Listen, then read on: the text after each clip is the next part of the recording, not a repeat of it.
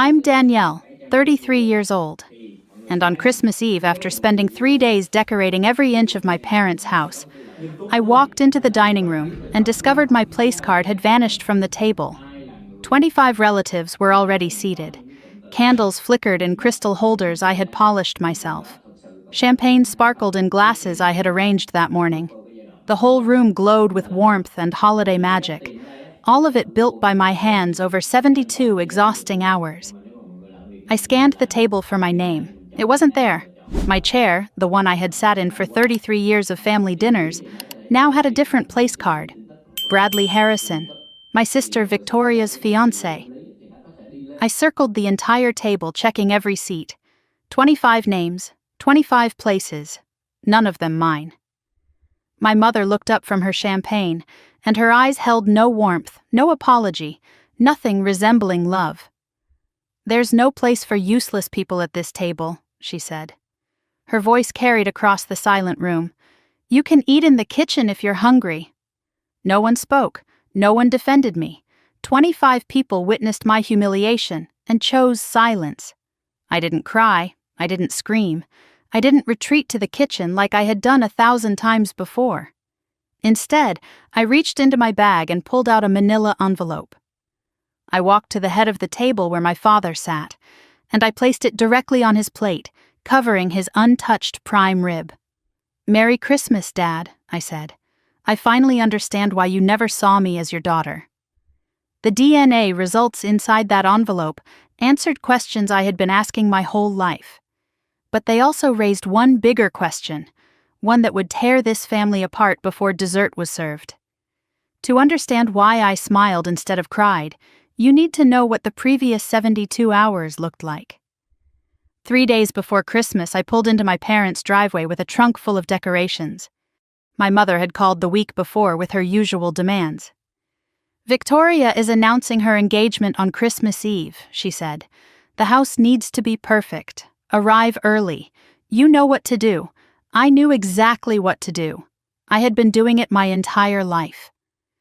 For 3 days, I worked alone. I hung lights on the porch until my fingers went numb from the cold. I trimmed the 12-foot tree in the living room, carefully placing each ornament according to my mother's precise instructions.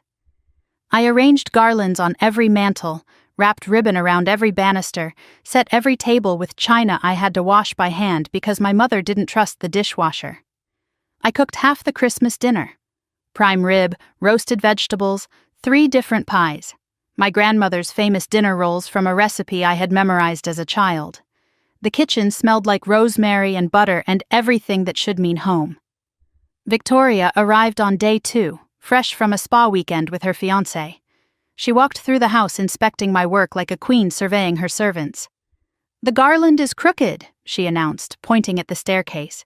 "Fix it before the guests arrive." She didn't offer to help. She never did. While I was hanging lights on the 3rd day, I found a box of old ornaments in the attic. Inside, buried beneath decades of Christmas memories, I discovered something that made me pause. A Christmas card in a faded red envelope, elegant handwriting across the front. I opened it carefully. To Lydia, it read, "Merry Christmas, my love. I'll wait for you forever. Daniel, 1990. The year before I was born. I didn't know anyone named Daniel. I had never heard my mother mention him. But something about that card made my stomach tighten. I slipped it into my pocket without knowing why. That night, I found something else. While looking for extra napkins in my mother's study, I noticed a photograph I had never seen before. My mother, young and beautiful, standing with a man who was not my father. They were laughing, his arm around her waist, her head tilted toward him like he was the only person in the world. "Summer 1990, someone had written on the back. Nothing else. No names, no explanation.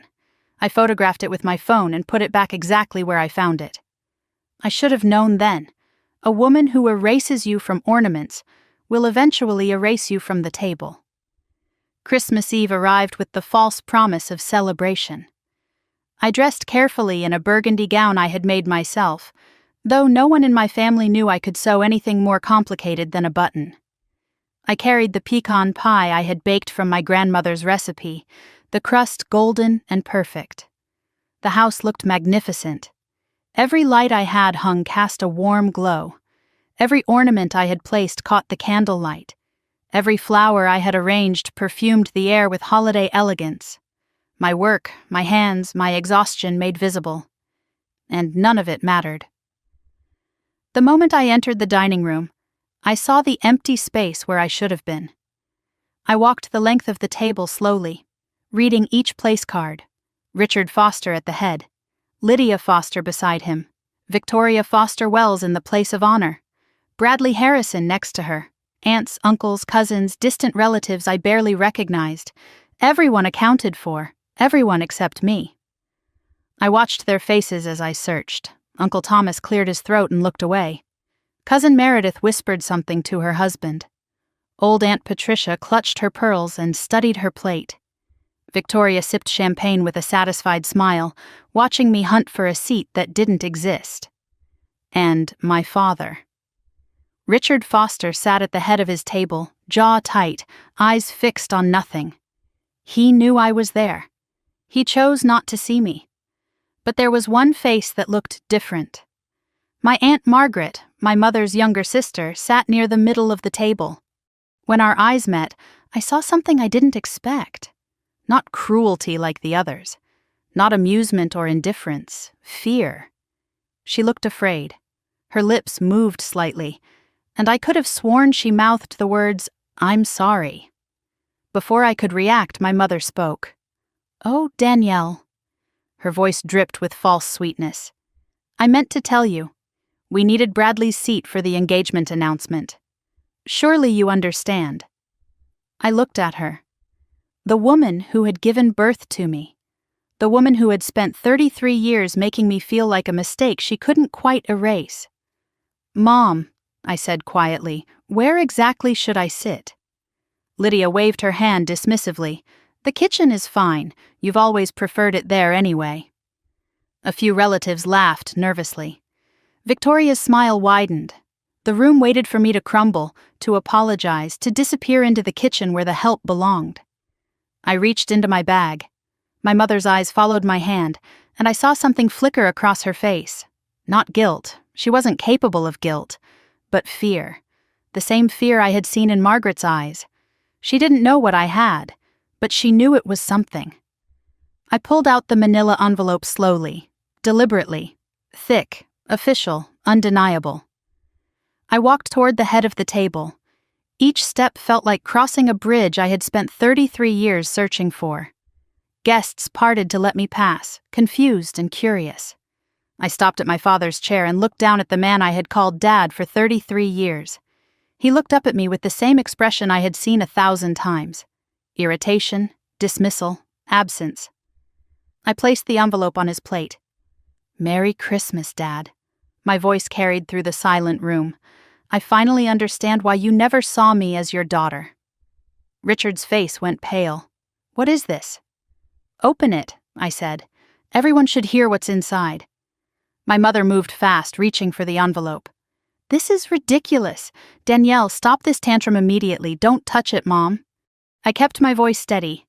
"It's not for you, though you already know what's inside, don't you?" Our eyes met.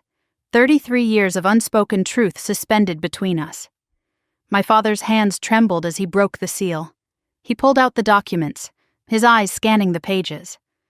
I watched his face as understanding dawned. First confusion, then recognition, then something that looked almost like relief. "Where did you get this?" His voice was barely a whisper. "Grandma Eleanor," I said. "She left me the truth you've been hiding my entire life. Since you seem to be having trouble reading, let me help." I took the document from his shaking hands and turned to face the room. 25 witnesses to 33 years of cruelty. "This is an official DNA analysis from GeneTech Laboratories," I announced. My voice was clear, carrying to every corner. Subject A, Richard Allen Foster. Subject B, Danielle Marie Foster. I paused, letting the silence build. Genetic comparison results, 0% match. I heard gasps. I saw Victoria's champagne glass freeze halfway to her lips. Conclusion: Richard Allen Foster is excluded as the biological father of Danielle Marie Foster. The room erupted into whispers. I pulled out the photograph I had found in my mother's study. She also left me this. Our mother, summer of 1990, with a man named Daniel, 6 months before I was born. I held it up so everyone could see. My mother in a sundress laughing, a man's arm around her waist. A man who was clearly not Richard. The whispers grew louder. I always thought Danielle looked different. Lydia had an affair? Before the wedding? Richard knew? My father sat motionless, staring at the photograph. You knew, I said softly, didn't you? He didn't answer. Grandma Eleanor told me everything. You've known since I was 3 years old. You did a blood type test. The results were impossible. Still, he said nothing. You knew I wasn't your daughter, and you let her treat me like garbage for 30 years. You watched her punish me for a sin I didn't commit. Richard finally spoke, his voice barely audible. I always suspected. From the day you were born, you didn't look like me, didn't act like me. But I told myself. Told yourself what? That if I ignored it, it would go away. That pretending was easier than knowing.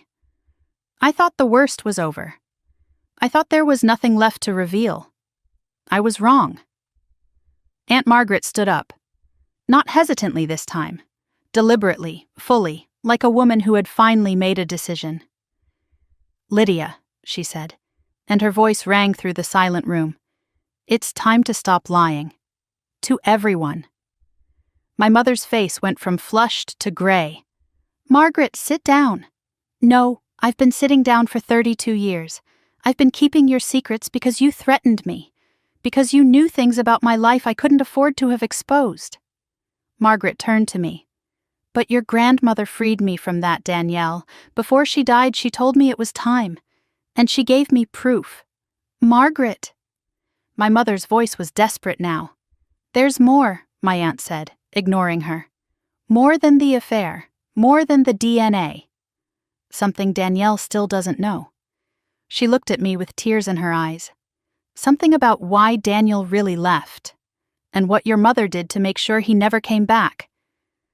But first, let me take you back to the summer I turned 22.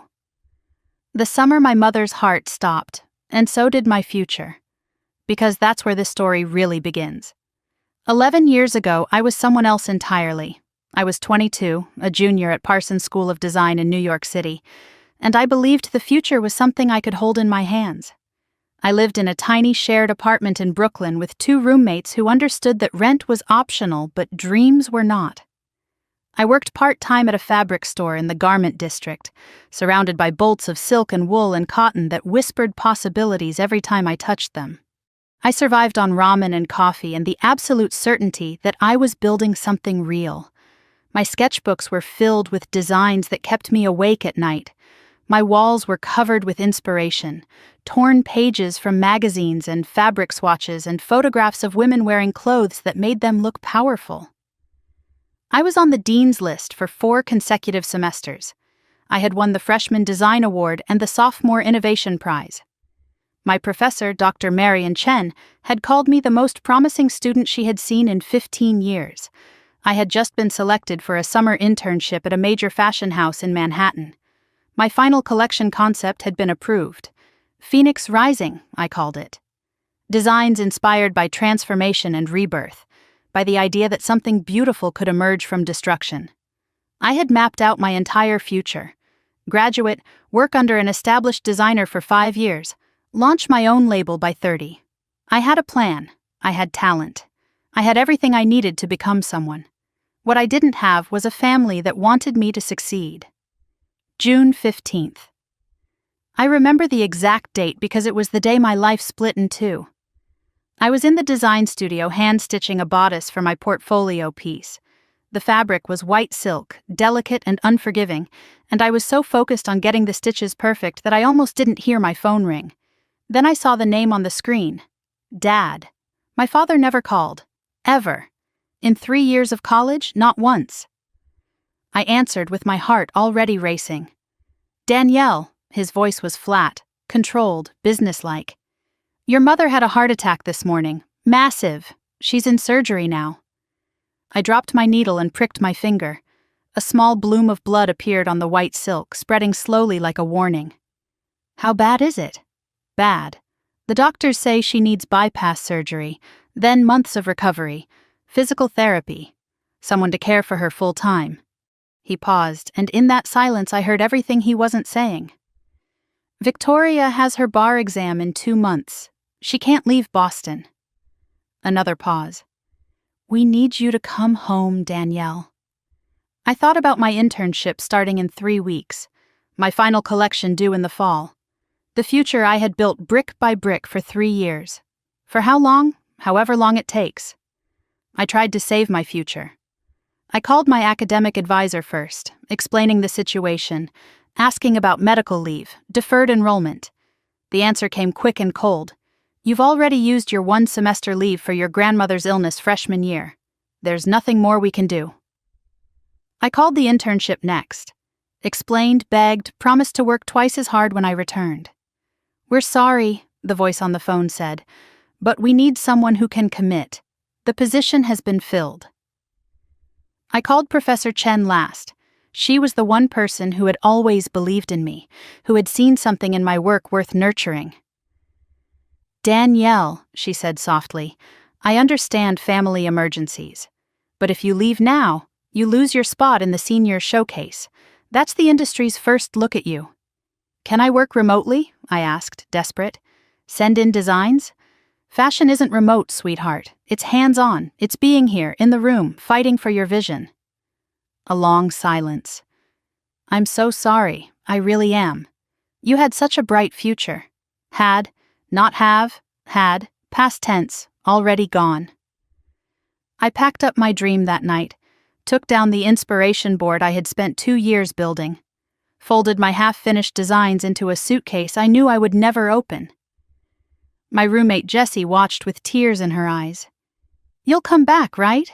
You'll finish? I couldn't answer. The bus ride to Westbrook took 4 hours. I watched the city disappear behind me and thought about every sacrifice I had already made to get to Parsons.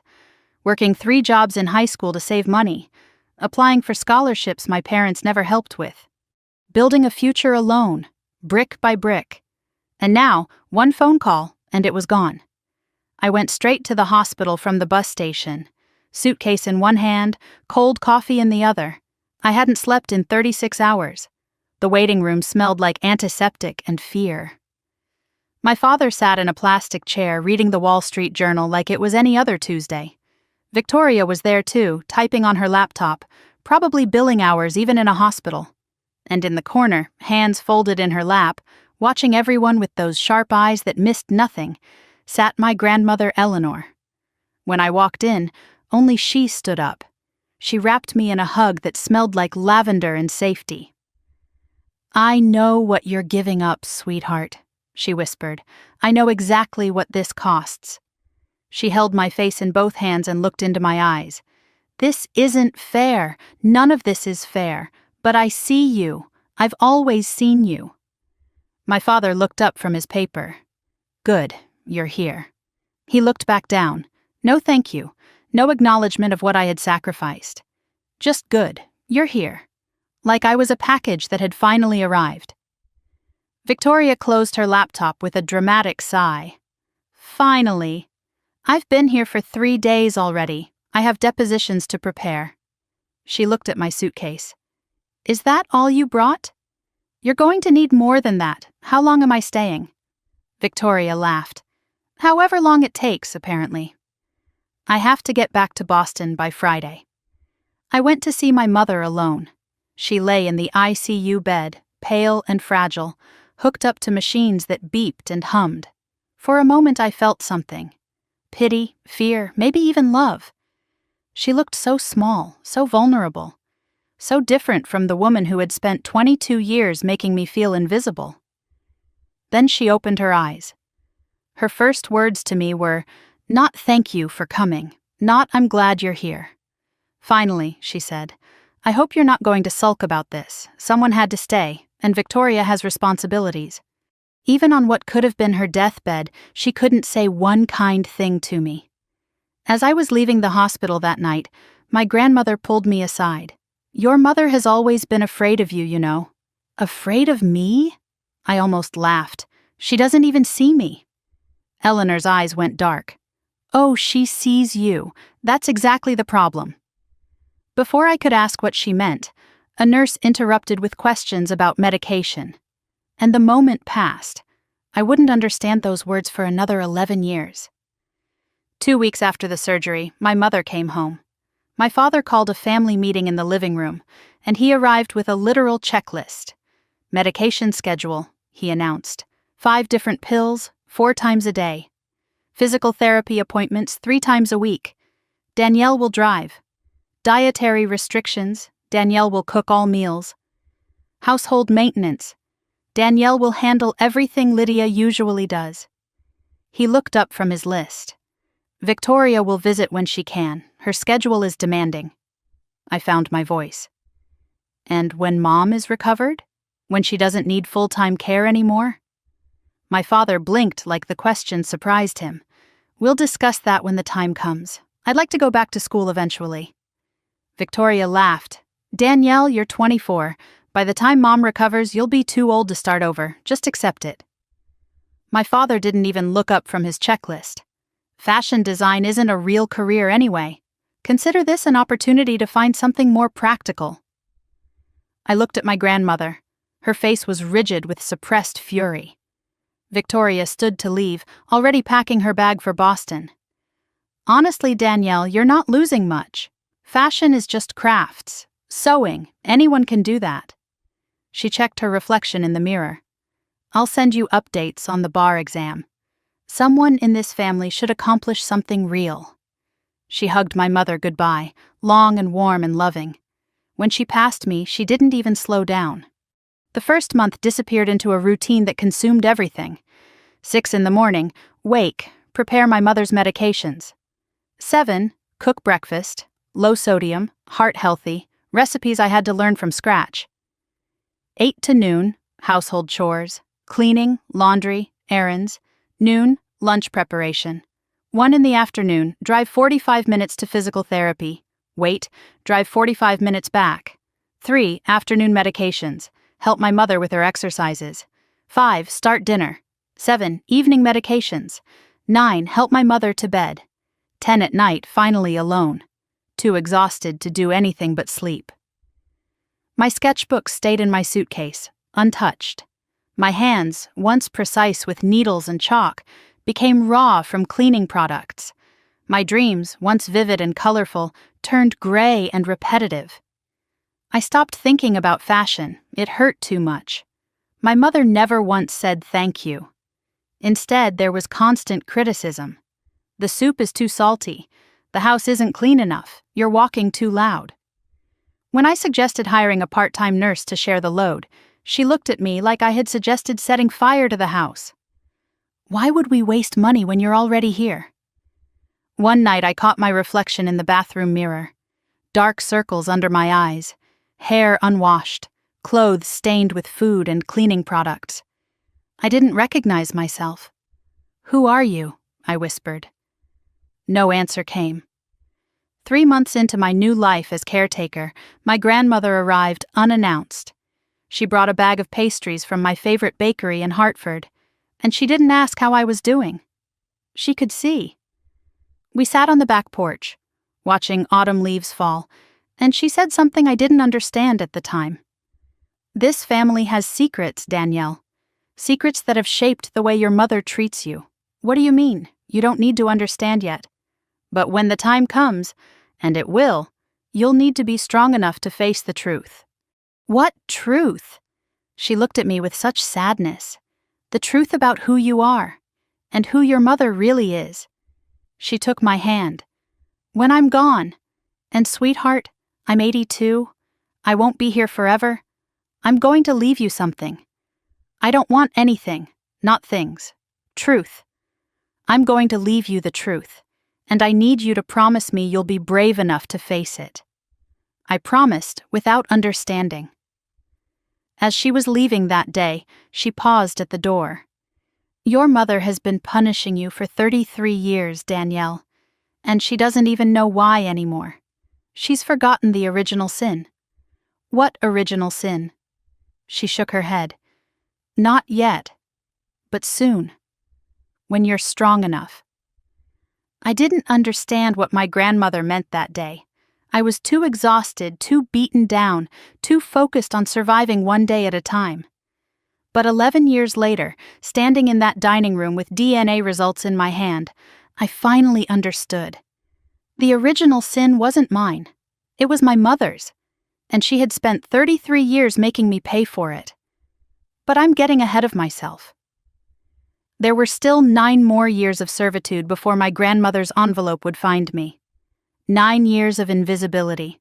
9 years of being the useful daughter who was never quite good enough. And somewhere in those years, I made a decision. If they were going to ignore me, if they were going to pretend I didn't exist, then I would use that invisibility to build something they couldn't take away. A secret career, a hidden identity, a future they knew nothing about. But that story comes later. First, you need to understand just how invisible I became and what it cost me. My mother made a full recovery. The doctors called it remarkable. My father called it a miracle. Nobody called it what it actually was. 2 years of my life I would never get back. 22 months after her heart attack, Lydia Foster was declared fully recovered. Cardiac rehabilitation complete, diet controlled, medications managed. The woman who had needed round-the-clock care was now playing tennis twice a week at the country club. She returned to her social committees, her garden club, her lunch dates with friends who congratulated her on looking so well. I watched her drive away to her manicure appointments and thought about the girl I used to be. The design student, the dreamer, the one who believed the future was something she could hold in her hands. That girl had died somewhere in the 2 years of medication schedules and physical therapy drives and meals I cooked that were never quite good enough. What I expected when my mother recovered was simple. A thank you, perhaps. An acknowledgement of the sacrifice. Maybe even a conversation about returning to school. Some recognition that I had given up everything to keep her alive. What I received was something else entirely. I was standing in the hallway outside the kitchen when I heard them talking. "Your mother and me." Lydia's voice floated through the half-open door. "Well, it's not like Danielle had anything important going on anyway. She was always the practical one." My father's response cut even deeper. "At least she's useful for something." Neither of them knew I was listening. Neither of them would have cared if they did.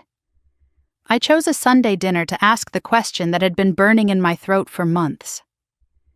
The 4 of us sat around the dining room table, a rare occasion when Victoria was home from Boston. I cleared my throat. "Mom's fully recovered now.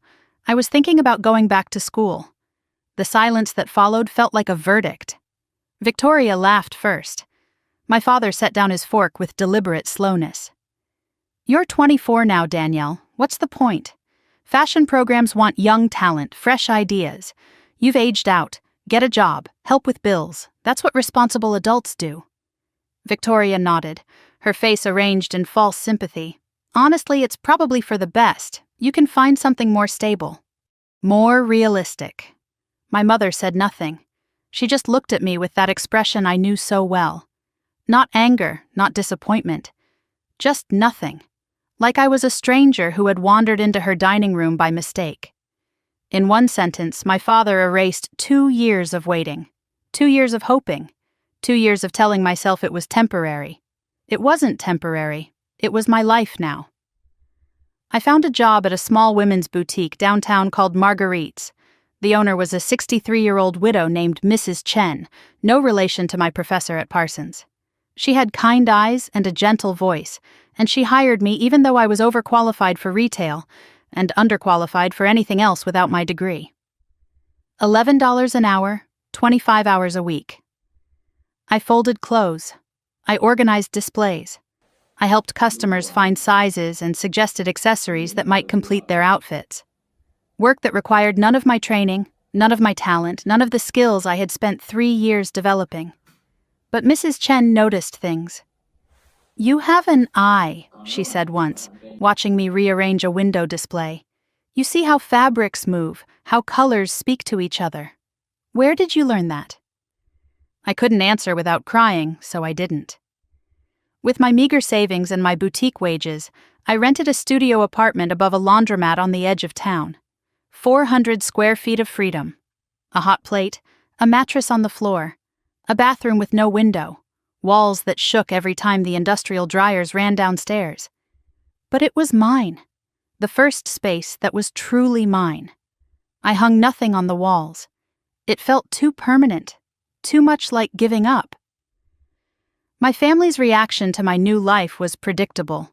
Victoria called it quaint that I was working as a shop girl. My father said it was honest work, better than chasing fantasies. My mother told me not to tell people I worked in retail because it was embarrassing. None of them ever visited the boutique. None of them ever saw where I lived. I was asked to create a photo slideshow for my mother's 60th birthday party. "Find nice pictures," she instructed. "Pictures that show what a wonderful family we are." I spent an entire Saturday in the attic, going through boxes of family photographs that spanned decades. What I found confirmed everything I had always felt but never been able to prove. Victoria had 3 complete albums dedicated to her achievements alone. Dance recitals from ages 4 to 16, 47 photos, soccer championships, 23 photos, academic awards and honor roll certificates, 31 photos, graduation ceremonies from high school, college, and law school, 56 photos. Every single birthday party documented with dozens of images. Victoria blowing out candles. Victoria opening presents. Victoria surrounded by friends and family who loved her. My documentation was different. I counted 11 photos of myself in 33 years of family history. A generic hospital baby picture. A kindergarten class photo with my face circled in pen, as if my parents needed help identifying which child was theirs. 3 Christmas mornings, where I appeared in the background, partially obscured by the tree or by someone's shoulder. 1 birthday party, age 8. In that photo, I wasn't even looking at the camera. I was looking at my grandmother, the only person in the room who was smiling at me. And 5 photos where I was partially cut off by the frame, as if whoever was taking the picture hadn't bothered to include me fully. 1 photo broke me completely. Christmas, 1999. I was 10 years old. Victoria stood front and center in a red velvet dress, beaming, holding a brand new bicycle. I was visible in the corner, holding a pair of socks. On the back of the photo, in my mother's handwriting, the caption read, "Victoria's best Christmas ever." No mention of me at all. But at the bottom of one dusty box, I found something else. A photograph I had never seen before. My mother, young and beautiful, standing with a man who was not my father. Dark hair, warm smile, familiar eyes. On the back, only 2 words. Summer 1990.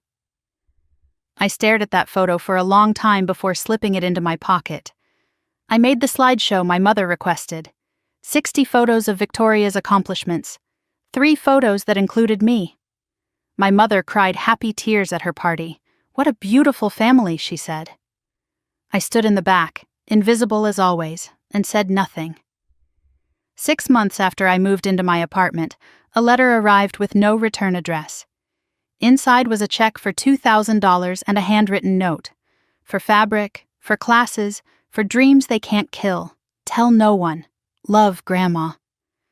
I cried for an hour, then I dried my tears and searched for online fashion courses. I found a continuing education program through the Fashion Institute of Technology.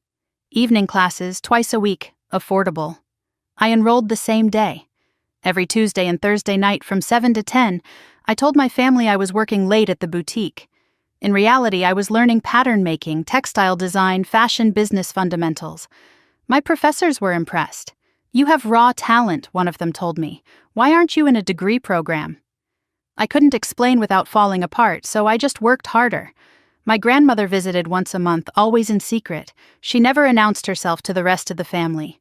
She brought fabric samples, fashion magazines, home-cooked meals.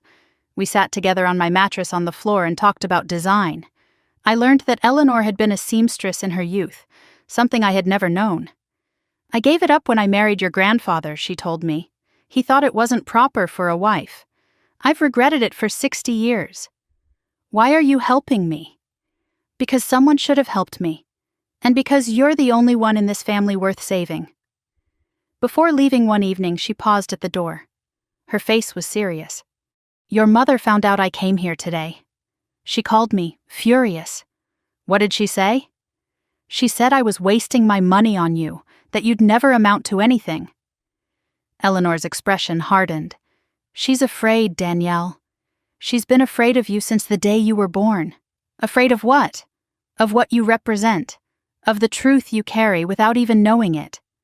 I asked her to explain, but she shook her head. Not yet. You're not strong enough. But soon, I promise. When I'm gone, you'll understand everything. I didn't push. Some truths, I was learning, had to wait until you were ready to hear them. Sunday dinners at my parents' house remained mandatory. One evening, I arrived early to help set the table. My mother was waiting in the living room, holding something behind her back. Her expression was cold, triumphant. What is this? She held up a fashion magazine. Vogue Italia, the issue I had hidden in my bag and must have dropped during last week's dinner. It's a magazine, Mom. I know what it is. I want to know why you have it. I like looking at the designs. Designs! Her voice dripped with contempt. You're still chasing that fantasy? She tore the magazine in half, then tore it again, dropped the pieces at my feet. You need to grow up, Danielle. You're 25 years old. You work in a shop. You have no education, no prospects, no future. Stop pretending you're something you're not. She didn't know about the night classes. She didn't know about Eleanor's support. She didn't know that I had submitted 3 designs to an online competition just last week. She didn't know anything. And that was my only power. I knelt down and picked up the torn pages. I didn't cry. I didn't argue. I just said, okay, Mom. Inside, something hardened into diamond. If you want me to be invisible, I thought, I'll be invisible. But I'll use that invisibility to build something you can't tear apart. That night, I received an email. Subject line, competition results, emerging designer showcase. I was afraid to open it. What if my mother was right? What if I was nothing? I sat in my tiny apartment, laptop balanced on my knees, finger hovering over the trackpad. Finally, I clicked. Dear designer, we are pleased to inform you that your submission Phoenix Wing Coat has been selected as a finalist in the 2017 Emerging Designer Showcase. Finalist. Out of 3,000 entries. Prize, $500, and a feature on 3 fashion blogs. I read it 7 times to make sure it was real. I had submitted under a pseudonym because I couldn't risk my family finding out. The name I chose was Ember, a spark that survives the ashes, something small that can become fire. I was Ember now. Danielle Foster was the girl who folded clothes and took orders. Ember was something else entirely. I used the prize money to buy better fabric. I entered more competitions under the Ember name. I started an anonymous Instagram account, posting sketches, process photos, finished pieces. Within 3 months, I had 1,200 followers. Within 6 months, 5,000. Fashion bloggers started asking, who is Ember? I told no one except Eleanor. And she kept the secret like a sacred trust. One night, scrolling through my growing Instagram comments, I froze. A comment from Victoria's account. Love this coat. Where can I buy? My sister had found Ember's page. She didn't recognize my work. She didn't know she was praising the sister she called worthless. Victoria clicked like on a photo of my design. She commented stunning on work she would have mocked if she knew it was mine. And I realized something that night. My invisibility was no longer a prison. It was a weapon. 7 years. That's how long I lived my double life. By day, Danielle Foster. Boutique worker, family afterthought, the daughter nobody saw. By night, Ember. Designer, dreamer, phoenix rising from ashes no one knew existed. My following grew into the tens of thousands. My designs caught the attention of fashion editors. I was commissioned by celebrities who never knew my real name. I built a business in secret, brick by brick, while my family dismissed me over Sunday dinners. And through it all, Grandma Eleanor cheered me on from the shadows. Until 3 years ago, when she stopped answering her phone. Until the morning I woke up to 17 missed calls from my father. Until I drove to Westbrook for a funeral that would change everything. Because Grandma Eleanor kept her promise. She left me the envelope. And inside was a truth so devastating it took me 6 months to find the courage to face it. But that story begins at her funeral. And the moment I realized my family's cruelty had a reason I never could have imagined. 3 years ago, my grandmother made me dinner for the last time. I didn't know it was the last time. You never do. Eleanor's cottage on Maple Lane was small and warm, filled with decades of memories pressed into every corner. The smell of roast chicken and rosemary filled the air when I arrived, mixed with the scent of fresh bread cooling on the counter. I came straight from work, still wearing my boutique name tag, and she greeted me at the door like she always did, with open arms and no judgment. She had set the table with her good china, the delicate set with the blue flowers that she only used for special occasions. I should have known then that something was different.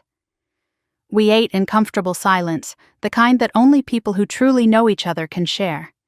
She moved slower now, 87 and feeling every year of it, but her eyes were still sharp, still knowing, still seeing things that others missed. You're staring, Grandma. I'm allowed. I'm old. Old people stare. But her voice cracked on the last word, and I saw something in her expression I couldn't name. She kept looking at me like she was trying to memorize my face. After dinner, she led me to the small sewing room at the back of the cottage. Fabrics lined every wall, bolts of silk and cotton and wool stacked like a library of dreams. Patterns were pinned to a corkboard, yellowed with age. A vintage Singer sewing machine sat in the corner, the same one she had used for 60 years. "This room is yours now," she said. "When I'm gone, all of it. The fabrics, the patterns, the machine. Your mother doesn't know. I've already arranged it with my lawyer. Grandma, don't talk like that. Hush. We both know I'm running out of time. Let me say what I need to say." She opened a drawer and pulled out a small wooden box. Inside, resting on faded velvet, was a silver thimble worn smooth with decades of use. "This was my mother's," she said, "and her mother's before that. 4 generations of women who sewed their dreams into fabric. You're the 5th. Don't let this family break that chain." I held the thimble in my palm. It was warm, like it still carried the heat of all those hands that had worn it before me. I didn't know what to say, so I said nothing. Sometimes silence is the only response that fits. We sat together in the sewing room, surrounded by fabric and memory. Eleanor took my hands in hers, and I felt them trembling. "I've been keeping a secret for 30 years, sweetheart. A secret that isn't mine to keep, but one I was forced to carry." "What kind of secret?" "Your mother made me promise never to tell you. She threatened to cut me off from you entirely if I ever spoke." "Tell me what, Grandma?" "What could be so terrible?" "The reason she's always treated you differently. The reason your father looks at you like you're a stranger. The reason Victoria was always the favorite." My heart pounded against my ribs. "What reason?" Eleanor's eyes filled with tears. "I can't tell you while I'm alive. Your mother would find out and she'd make your life even worse. But when I'm gone," she explained that she had made arrangements with her personal lawyer, not the family attorney. A separate document, a sealed envelope, a safety deposit box that no one else knew existed. Everything would be delivered to me 6 months after her death. Why 6 months? Because you'll need time to grieve me before you face what's inside. And because your mother needs time to let her guard down. If you confront her too soon, she'll have her lies ready. "This isn't fair," I said. "You're asking me to wait for something I don't even understand. I know it isn't fair. Nothing about your life has been fair. But I need you to trust me. I've always trusted you. You're the only one I trust." She cupped my face in her hands, the same way she had done when I was a child. "Then trust me one more time. The truth will come. And when it does, you'll finally understand why you were never the problem. You were never useless. You were never a disappointment. You were a reminder, and your mother couldn't forgive you for that." Before I left that night, she pressed something into my palm. A small key, old brass, no label. "Keep this safe. You'll know what it opens when the time comes." I drove home with the key in my pocket, questions swirling in my mind. I didn't know those would be the last words she ever spoke to me. 3 weeks later, my phone rang at 6:47 in the morning. I know the exact time because I stared at the screen for what felt like an eternity before answering. 17 missed calls from my father. My stomach dropped before I even heard his voice. "Danielle," he said, "your grandmother passed away in her sleep last night." The words didn't make sense at first. I heard them, but they refused to arrange themselves into meaning. "What?" "Eleanor." "She's gone. The funeral is Saturday. Be there by 10. He hung up before I could respond. I sat on the edge of my bed, phone still in my hand, staring at nothing. Eleanor was gone. The one person who saw me, loved me, believed in me. Gone. I cried until I couldn't breathe. Then I cried some more. Somewhere in that ocean of grief, I remembered the envelope. The secret she couldn't tell me. The truth waiting 6 months away. Had she known? Had she sensed that her time was running out? Of course she knew. Eleanor always knew. I arrived at Westbrook Funeral Home an hour early, the way Eleanor had always taught me. Early is on time is late. I wore a simple black dress I had made myself, Ember's work, though no one would ever know. I carried a small bouquet of lavender, her favorite flower. The funeral home smelled like lilies and floor polish, the same scent that would haunt me for months afterward. My mother was already there, directing the funeral staff like a general commanding troops. When she saw me, she barely paused. "The seating chart is done. You're in the 3rd row." 3rd row? But I'm her granddaughter. The front row is for immediate family and those who were close to your grandmother. Victoria is coming with Bradley. They need the space. I felt the words land like a slap. I was close to her. I was the closest. "Don't make a scene, Danielle. Not today." The service was beautiful in the way that funerals for beloved people always are. Beautiful and terrible and wrong. Victoria delivered the eulogy, 14 minutes of performative grief. She spoke of Eleanor's love for family, her dedication to tradition, her warm heart and generous spirit. She never mentioned the sewing room. She never mentioned the secret visits. She never mentioned me at all. I sat in the 3rd row, surrounded by distant cousins who kept whispering, "Which one is she again?" I clutched my lavender bouquet until my fingers ached and watched my family grieve together without me. After the service, a man in a gray suit approached me near the exit. Kind eyes, firm handshake. "Miss Foster?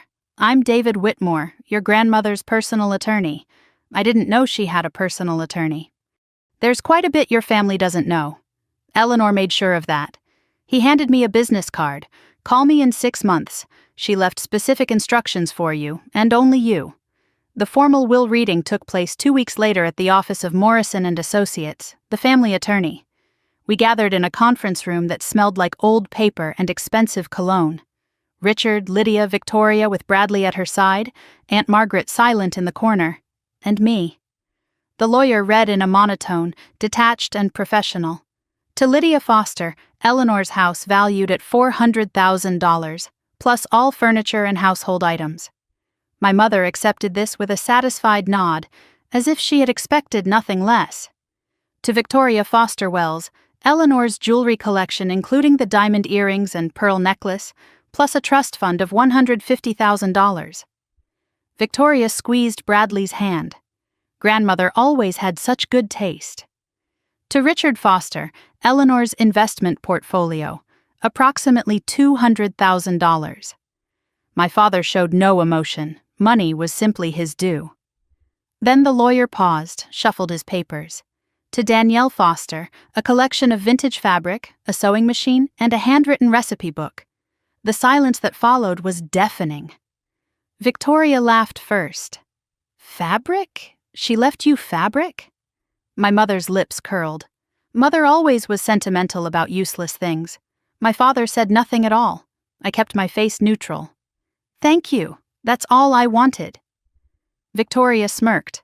I'm sure it is. What no one knew was that the fabric collection was worth nearly $10,000. Rare silks, vintage velvets, materials that collectors would pay dearly to own. What no one knew was that the sewing machine was a 1952 Singer, a collector's item in perfect condition. And what no one knew was that there was another will, another lawyer, another envelope. Eleanor had played this perfectly. As everyone stood to leave, Aunt Margaret caught my arm. Don't let them see you cry, she whispered. I'm not crying. Good. Because your grandmother was smarter than all of them combined. I know what she really left you. She walked away before I could ask how she knew, before I could ask what else she knew. I drove home with a box of fabric in my trunk and a secret burning in my chest. 6 months. I just had to wait 6 months. The waiting was the hardest part. I threw myself into work, both works. By day, I was Danielle Foster, shop girl, invisible daughter, family disappointment. By night, I was Ember, and Ember was rising. During those 6 months of waiting, my Instagram following grew to 75,000. I received my first major commission, a custom gown for a B-list actress who wore it to an awards show. I was featured in 3 online fashion publications. A buyer from a Manhattan boutique reached out, wanting to carry Ember's designs. I registered an LLC, Ember and Thread, LLC. My grandmother's fabric became the foundation of a capsule collection that sold out in 3 days. And through it all, my family had no idea. Victoria posted on Instagram about her amazing new find, a designer called Ember. My mother wore an Ember scarf she had bought online, not knowing her useless daughter had made it. The irony sustained me through every Sunday dinner. But beneath the success, the grief remained. Every night I talked to Eleanor's photograph. I'm building something, Grandma. I'm becoming someone. The silence that answered was unbearable. I marked each day on my calendar like a prisoner counting toward release. 182 days, then 100, then 50, then 10. And finally, 6 months to the day after Eleanor's death, my phone rang. Miss Foster? David Whitmore. Your grandmother's waiting period has ended. I have her bequest ready for you. I met him at his office that afternoon. It was small, private, tucked away in a building far from the family's usual lawyers. He greeted me with genuine warmth. Your grandmother spoke of you often. She was very proud of what you've built. She told you about Ember? She told me everything. She wanted someone to witness your success, in case she didn't live to see it herself. He placed a thick manila envelope on the desk between us. Sealed with red wax, Eleanor's personal seal. My name written across the front in her elegant handwriting. This was held in a private safety deposit box, completely separate from her official estate. He placed a key on the desk next to it, matching the one Eleanor had given me. There's a second box. The key opens it, but she wanted you to read the letter first.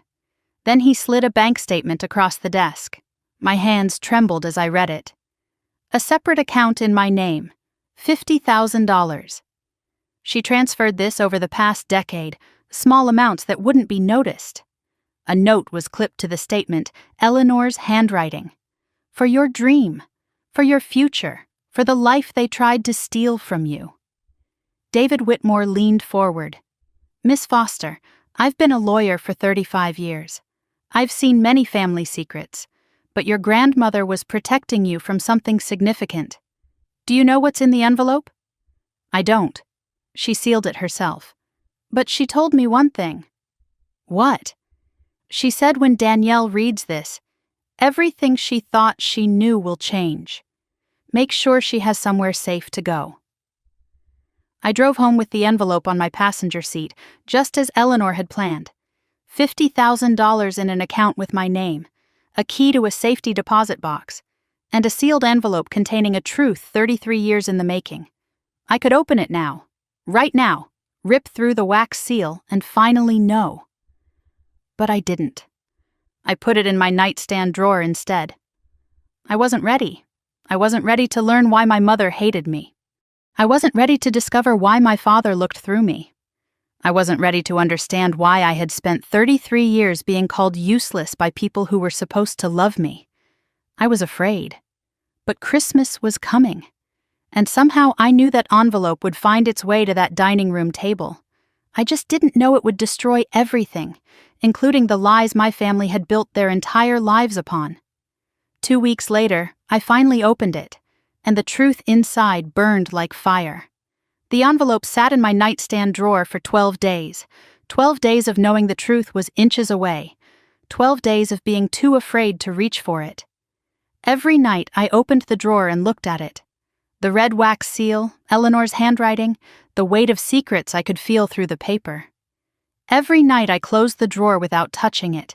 Sleep became impossible.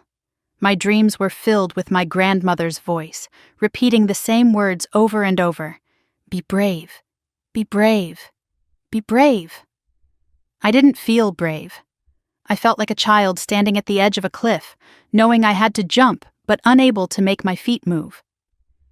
What finally broke me was a Sunday dinner. December 10th, 2 weeks before Christmas. I sat at my parents' table, invisible as always, while my mother announced Victoria's engagement party. Christmas Eve, she declared, the whole family. Danielle, you'll arrive 3 days early to decorate, and cook, and make everything perfect for your sister's moment. I nodded, said nothing, drove home in silence, and sat alone in my apartment at 11:47 at night, feeling the familiar weight of being invisible, being used, being nothing. Eleanor's words echoed in my mind. You were never the problem. If I was never the problem, then what was? I needed to know. Tonight. Now. I pulled the envelope from the drawer, sat on my bed with my back against the wall, turned it over in my hands 3 times. The red wax seal cracked under my thumb. Okay, Grandma, I whispered. I'm ready. Tell me the truth. The paper inside was thick, expensive, the kind Eleanor used for important correspondence. 8 pages, handwritten in her elegant script. And clipped to the front, 2 documents that would change everything I thought I knew about myself. I looked at the first document. Official letterhead from Gene Tech Laboratories. A DNA analysis report dated March 2019, 4 years ago. Eleanor had ordered this test without telling anyone. How she had obtained my father's DNA, I would never know. My hands trembled as I scanned the page. Medical terminology, percentages, charts, numbers that meant nothing to me. Then I reached the conclusion, boxed and bold at the bottom of the page. Richard Allen Foster and Danielle Marie Foster. 0% genetic match. Conclusion, excluded as biological father. 0%. Not a question of doubt. Not a maybe. Not a margin of error. 0. The room tilted sideways. I read it again, and again, and again. The words didn't change. Richard Foster was not my father. He had never been my father. The second document was my birth certificate. Not the copy I had seen before, but the original. In the space where the father's name should have been, someone had redacted the information with black marker. But the marker had faded over 33 years. Beneath it, barely visible, I could make out a name. Daniel. The last name was too obscured to read, but the first name was clear. Daniel. Danielle. I was named after him. A photograph fell from between the documents. Old, faded, edges worn soft with time. My mother, young and beautiful, maybe 22 years old, standing with a man I had never seen. dark hair, warm eyes, a smile that looked hauntingly familiar. On the back, in Eleanor's handwriting, 2 words: Lydia and Daniel, summer 1990, 6 months before you were born. I stared at that photograph for a long time. The man had my eyes, my chin, my smile. He looked at my mother like she was everything, and she looked at him like she wanted to forget he ever existed. I unfolded Eleanor's letter with shaking hands. The pages rustled like whispers, like secrets finally being spoken aloud. "My dearest Danielle," she wrote, "if you're reading this, I'm gone. I'm sorry I couldn't tell you in person. I'm sorry I made you wait. But some truths are too dangerous to speak, while the people who fear them are still watching. I'm going to tell you everything now. Everything your mother has hidden. Everything your father, Richard, has chosen to ignore. Everything I've carried alone for 33 years. It begins in the summer of 1990, before you were born, before your mother married Richard, before any of us knew what secrets we would have to keep. Your mother was 23 that summer. She worked as a receptionist at Hartford Textile Company, answering phones and filing paperwork while waiting for her real life to begin. She was already engaged to Richard Foster. A suitable match, both families agreed. Richard was stable, wealthy, boring. Your mother was restless, young, hungry for something more than a safe marriage and a comfortable house. Then Daniel arrived, new hire, junior accountant, completely unsuitable by every measure that mattered to our families. He was passionate about art, about life, about everything that made Richard seem dull by comparison. And he was passionate about your mother. They began an affair 3 months before the wedding. I knew something was wrong. I saw how your mother glowed when she came home late, how she checked her phone constantly, how she became someone else entirely when she thought no one was watching. I asked her once if she was happy. She laughed and said she had never been happier.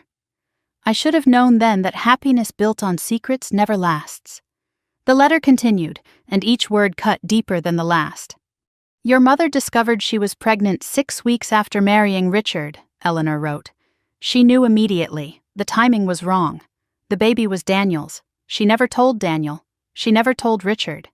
She let everyone assume the child was her husband's, and she buried the truth so deep she almost convinced herself it had never happened. But Richard suspected from the beginning. You didn't look like him. You didn't act like him. When you were 3 years old, he secretly ordered a blood type test. The results were impossible if he was your biological father. He confronted your mother. She denied everything, cried, raged, swore on her mother's grave that you were his. And Richard chose to believe her. Not because he was convinced, but because the alternative was too humiliating to accept. From that day forward, he looked at you differently. The warmth that should exist between a father and daughter simply wasn't there. It couldn't be there. Every time he saw your face, he saw the possibility of betrayal. Richard made a choice, Danielle. He chose his reputation over the truth. He chose comfort over justice, and he chose to let your mother punish you rather than face his own humiliation. They made a silent agreement. Pretend you were his but never truly love you, never truly accept you. Make you the scapegoat for sins you didn't commit. The words blurred as tears filled my eyes. 33 years. 33 years of being treated like an outsider, and now I knew why. I wasn't crazy. I wasn't imagining things. They had been punishing me my entire life for something I didn't do, something I couldn't have done. I was a baby. I was innocent. And they made me pay for their lies anyway. I wiped my eyes and kept reading. Eleanor explained why she had stayed silent for so long. I suspected the truth from the day you were born, she wrote. You had Daniel's eyes, his smile. Anyone who looked closely could see it. I confronted your mother when you were 2 years old. I told her she needed to tell Richard the truth, or I would. Her response was immediate and brutal. If you ever tell anyone, Richard, Danielle, anyone, I will make sure you never see your granddaughter again. I will tell everyone you've gone senile. I will have you committed if I have to. You will never see her again. I was faced with an impossible choice: lose you immediately by telling the truth, or stay silent and remain in your life. I chose silence.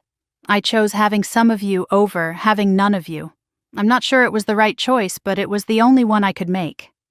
She wrote about Daniel next. What happened to him, where he went, why he never came looking for me. I investigated quietly over the years, she explained. Daniel was transferred to the company's Chicago office shortly after the wedding. He heard rumors a year later that your mother had a baby. He did the math. He called me, asking questions, asking if it was possible. I didn't know what to tell him. Your mother had already threatened me. I was afraid. Before I could decide what to do, your mother intercepted his next letter. He had written to me, asking for a meeting, asking for the truth. She wrote back, pretending to be me, forged my handwriting, told him a paternity test had been done, that you weren't his, that he needed to stop contacting our family or Richard would press charges for harassment. He believed it. He believed the letter was from me. He stopped calling, he stopped writing, he disappeared. Your mother erased him from her life so completely it was as if he had never existed. I traced him eventually. Daniel Mercer is his full name. He moved to Portland, Maine 15 years ago. Never married, no other children. He's 62 now, retired from accounting. I don't know if he knows about you, Danielle. I don't know if he wants to. But you deserve the choice to find out. Eleanor's letter explained what I had always sensed, but never understood. Why my mother hated me. Why my existence seemed to cause her pain. Your mother hates you because she hates herself, sweetheart. Every time she looks at you, she sees her mistake, her betrayal, her lie. Instead of facing her own shame, she transferred it to you. You became the vessel for her guilt. The punishment she couldn't give herself, she gave to you instead. And Richard. Richard knows you're not his daughter. He's known for 30 years. But admitting it means admitting he's been a fool. Admitting his marriage is a fraud. Admitting everything about his perfect family is a performance. He'd rather let you suffer than face the truth about his life. Your sister Victoria is Richard's biological daughter. She's proof that the marriage worked. She's the child they can love without complication. You were always the reminder of what came before. The evidence of a lie they couldn't escape. I'm not telling you this so you can destroy your family, Danielle. I'm telling you this so you can finally be free of them. You were never useless. You were never a disappointment. You were never the problem. You were a child caught in the crossfire of adult sins. What you do with this truth is your choice. Confront them or walk away. Forgive them or let them go. Find your father or leave the past buried. I trust you to make the right decision for yourself. But whatever you choose, remember this. You deserve a seat at the table. You always did. And if they won't give you one, build your own damn table. The final page was separate from the rest. Written in shakier handwriting, dated 1 week before Eleanor died. She had known she was running out of time. P.S., my darling girl, I need you to remember something, in case everything else fades. You were not a mistake. You were not a punishment. You were not something to be ashamed of. You were a miracle I got to love for 30 years. The bravest, kindest, most talented person I've ever known. Not in spite of what you endured, but because of how you survived it.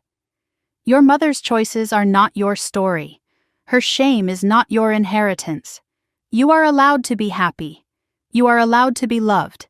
You are allowed to take up space in a room without apologizing for breathing. Whoever your father is, wherever he is, he doesn't define you either. You are already whole. You always were. I'm sorry I couldn't protect you better. I'm sorry I stayed silent when I should have spoken. I'm sorry for every moment you spent believing their lies about who you are. But I'm not sorry I loved you. That was the easiest choice I ever made. Fly, my little phoenix. Build your empire. Wear your success like armor. And when they finally see what you've become, don't let them take credit for surviving what they did to you. Live, sweetheart. That's the only revenge that matters. All my love, forever and after, Grandma Eleanor. At the very bottom, almost hidden, She had added one more line. P.P.S. Ask your Aunt Margaret about Christmas 1991. She saw more than she's ever admitted. You're not the only one your mother threatened into silence. I sat motionless for an hour after finishing the letter. The pages spread across my bed like evidence at a crime scene. DNA results, birth certificate, photographs, newspaper clipping of Daniel Mercer's retirement. 33 years of questions finally answered. I wasn't broken. I was betrayed. I wasn't unlovable. I was unloved on purpose. I wasn't a failure. I was set up to fail. Every cruel word, every dismissal, every time they called me useless, it was never about me.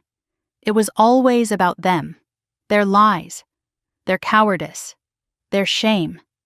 The anger that rose in me was hot and clean and clarifying. Not the sad anger of someone who doesn't understand.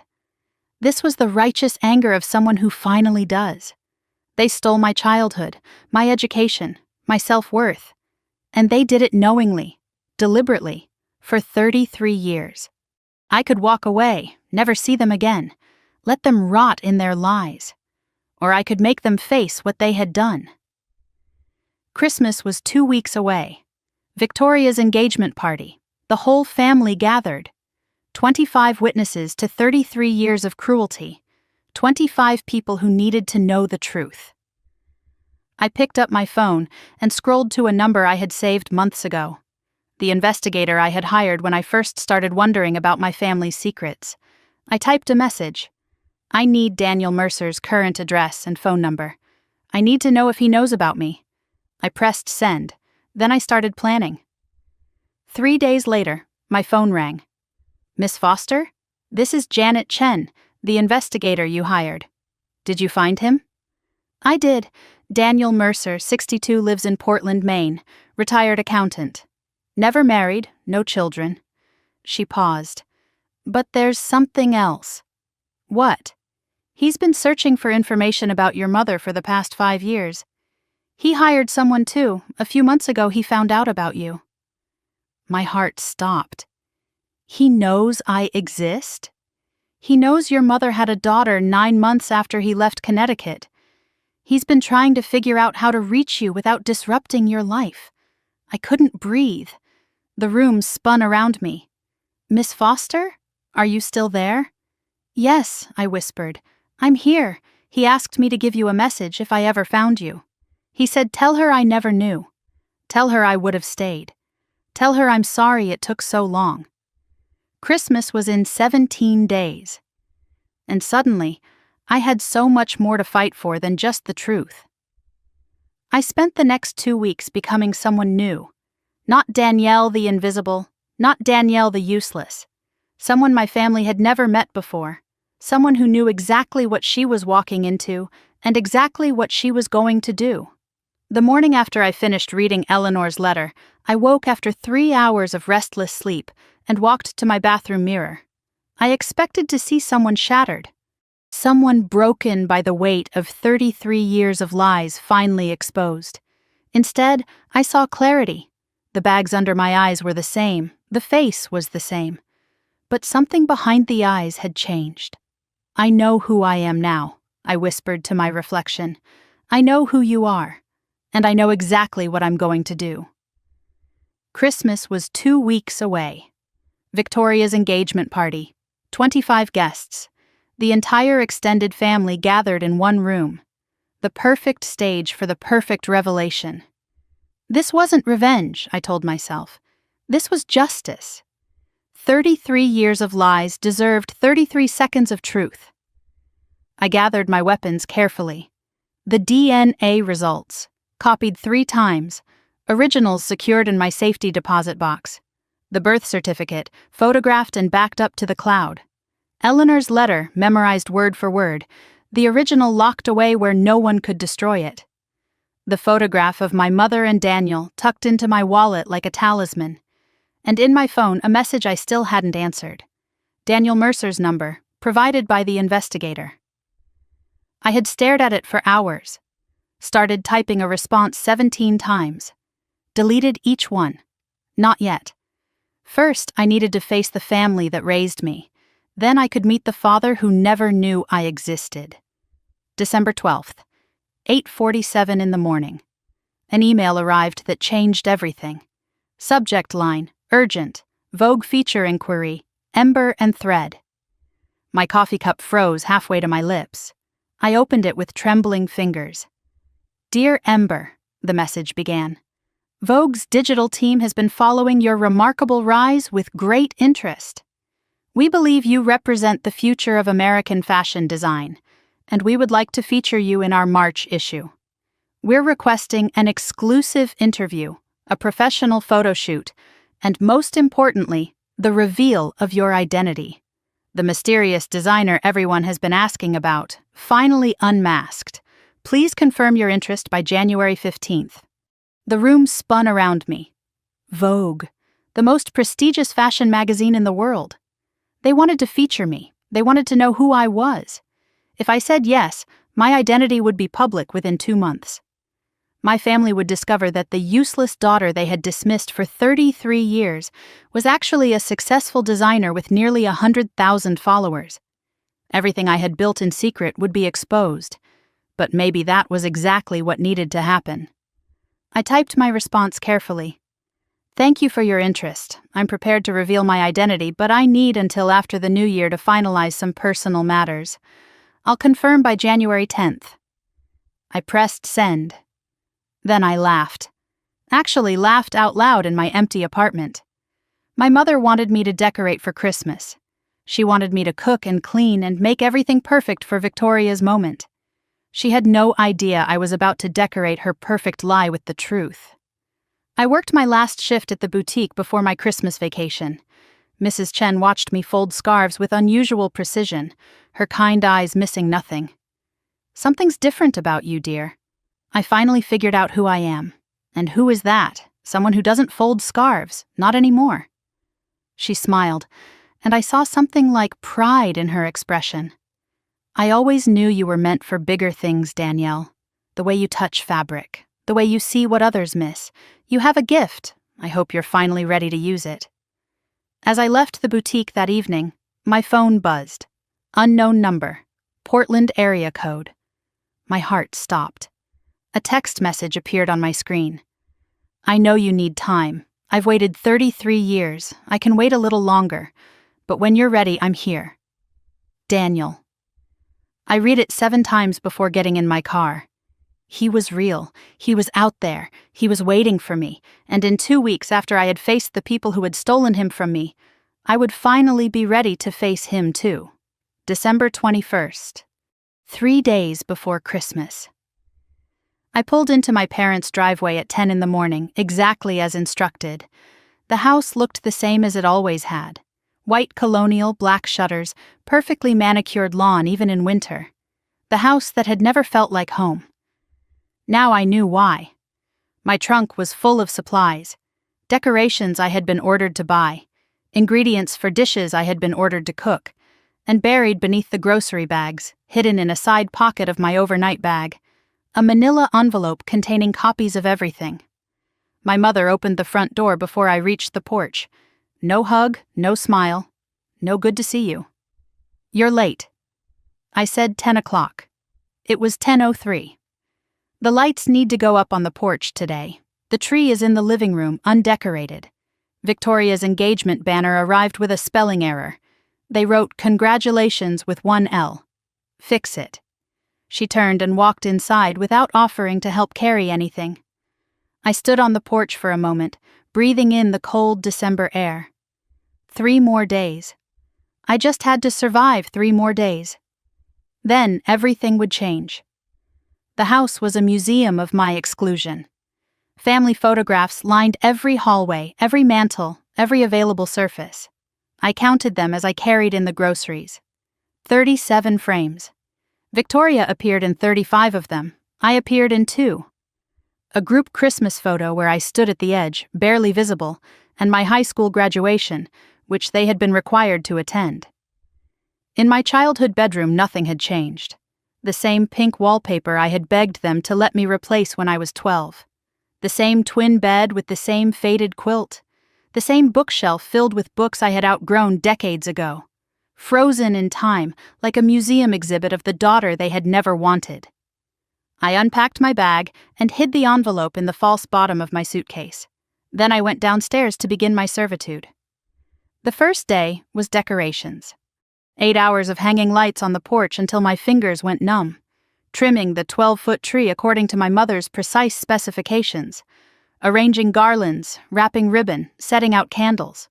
Victoria arrived in the afternoon, fresh from a spa weekend, and walked through the house inspecting my work. The garland is crooked. Fix it before the guests arrive. She didn't offer to help.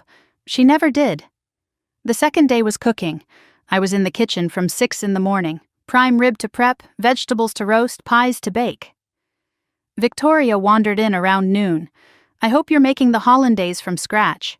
Bradley's family has standards. Bradley's family isn't here. They will be. Try not to embarrass us. My mother checked my progress periodically, finding fault with everything. The pastry is too thick. The vegetables aren't cut evenly. Why can't you do anything right? I said nothing. I just kept cooking. And I thought about the envelope upstairs. And I smiled. On the second day, while searching for extra napkins in a closet, I found something unexpected. An old shoebox hidden behind stacks of tablecloths. Inside were Christmas cards, letters, photographs, memories my mother had hidden away. One card caught my eye. A faded red envelope, elegant handwriting. I opened it carefully. To Lydia. Merry Christmas, my love. I'll wait for you forever. Daniel, 1990, 1 month before she married Richard. I photographed it with my phone and put everything back exactly as I found it. Another piece of evidence.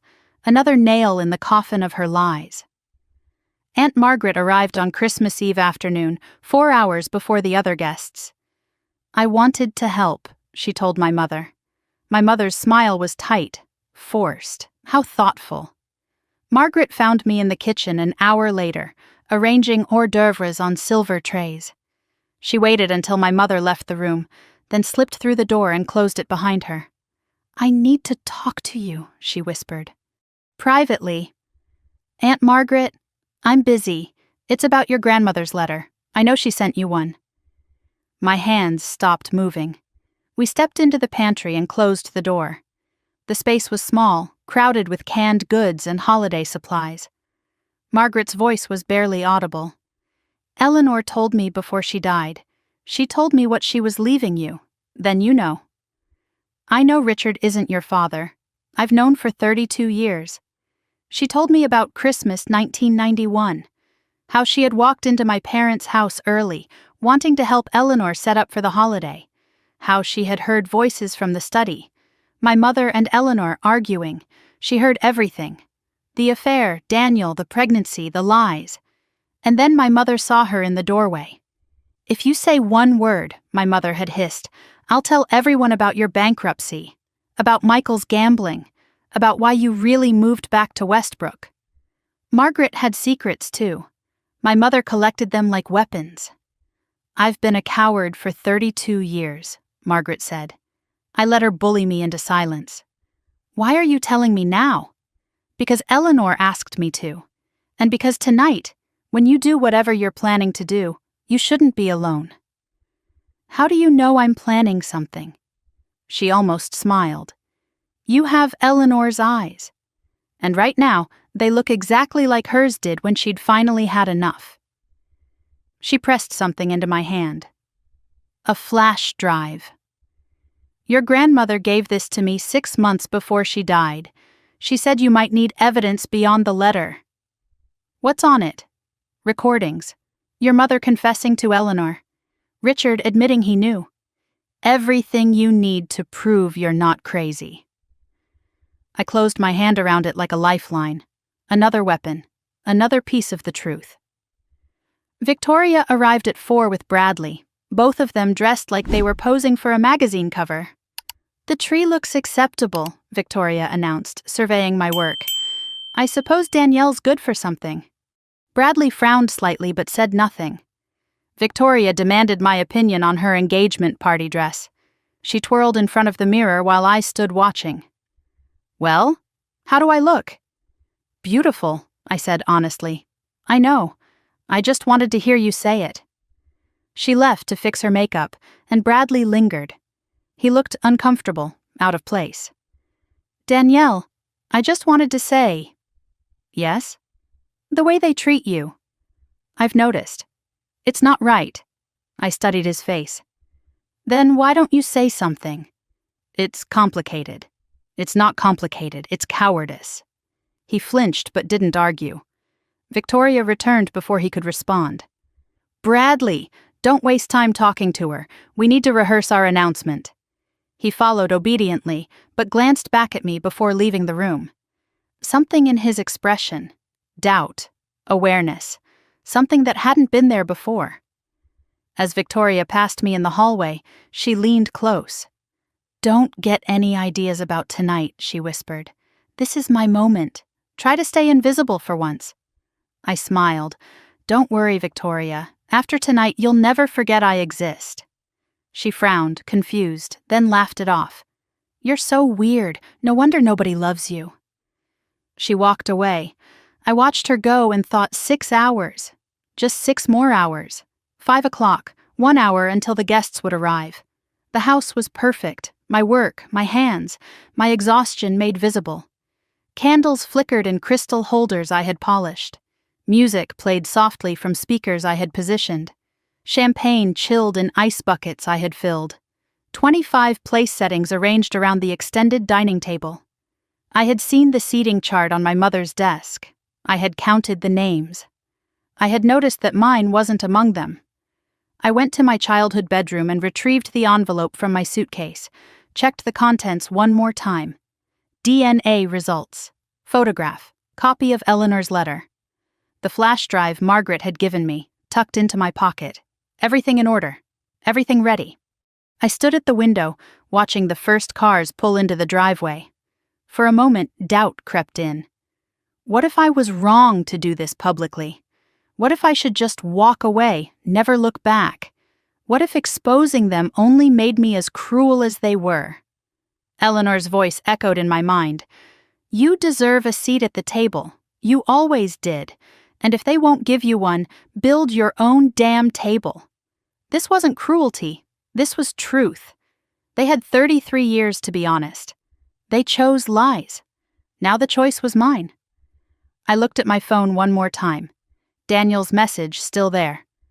"When you're ready, I'm here." I typed a response. "After tonight, I'll be ready. I'll call you tomorrow. I have a lot to tell you." I pressed send. Then I took a deep breath, smoothed my dress, and walked downstairs to join the party. Not as the invisible daughter, not as the useless disappointment, but as the woman who was about to burn their beautiful lie to the ground. The dining room was magnificent, I should know.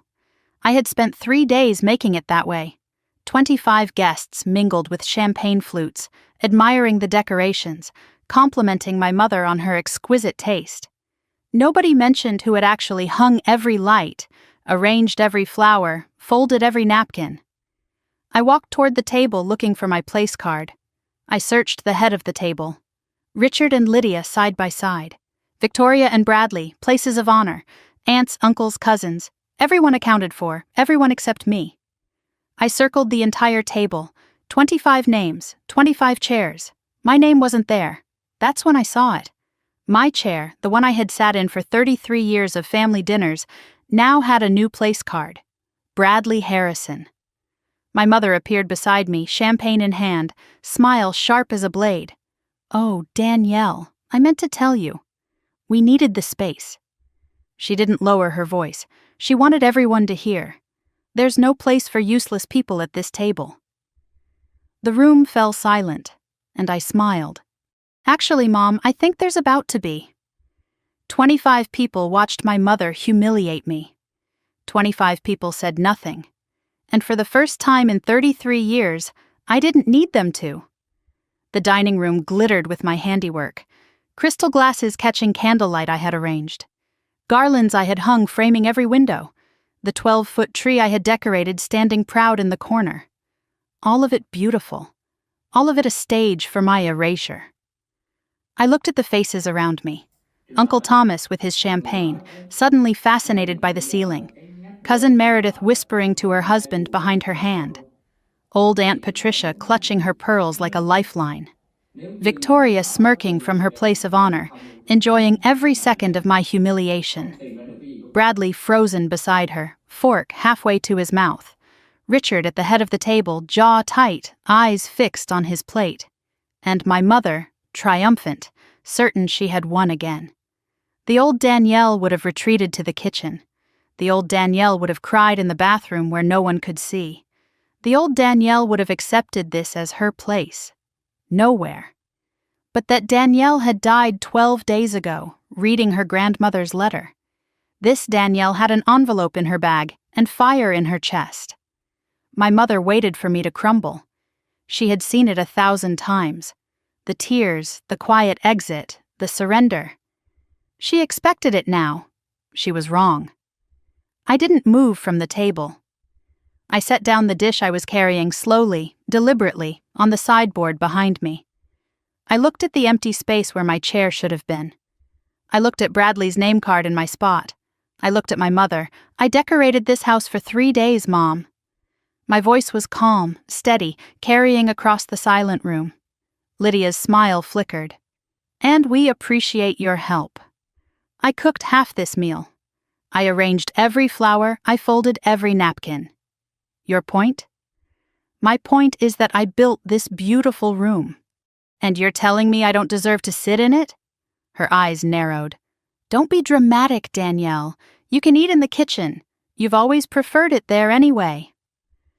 Nervous laughter rippled from somewhere in the room. Victoria raised her champagne glass. Can we please not do this tonight? It's my engagement party. I ignored my sister. I kept my eyes locked on my mother. No, I don't think I will eat in the kitchen. The conversations that had been dying around us went completely silent. Champagne glasses lowered. All eyes turned to the invisible daughter who was suddenly very visible. Richard's voice cut through the tension. Danielle, that's enough. I turned to face him.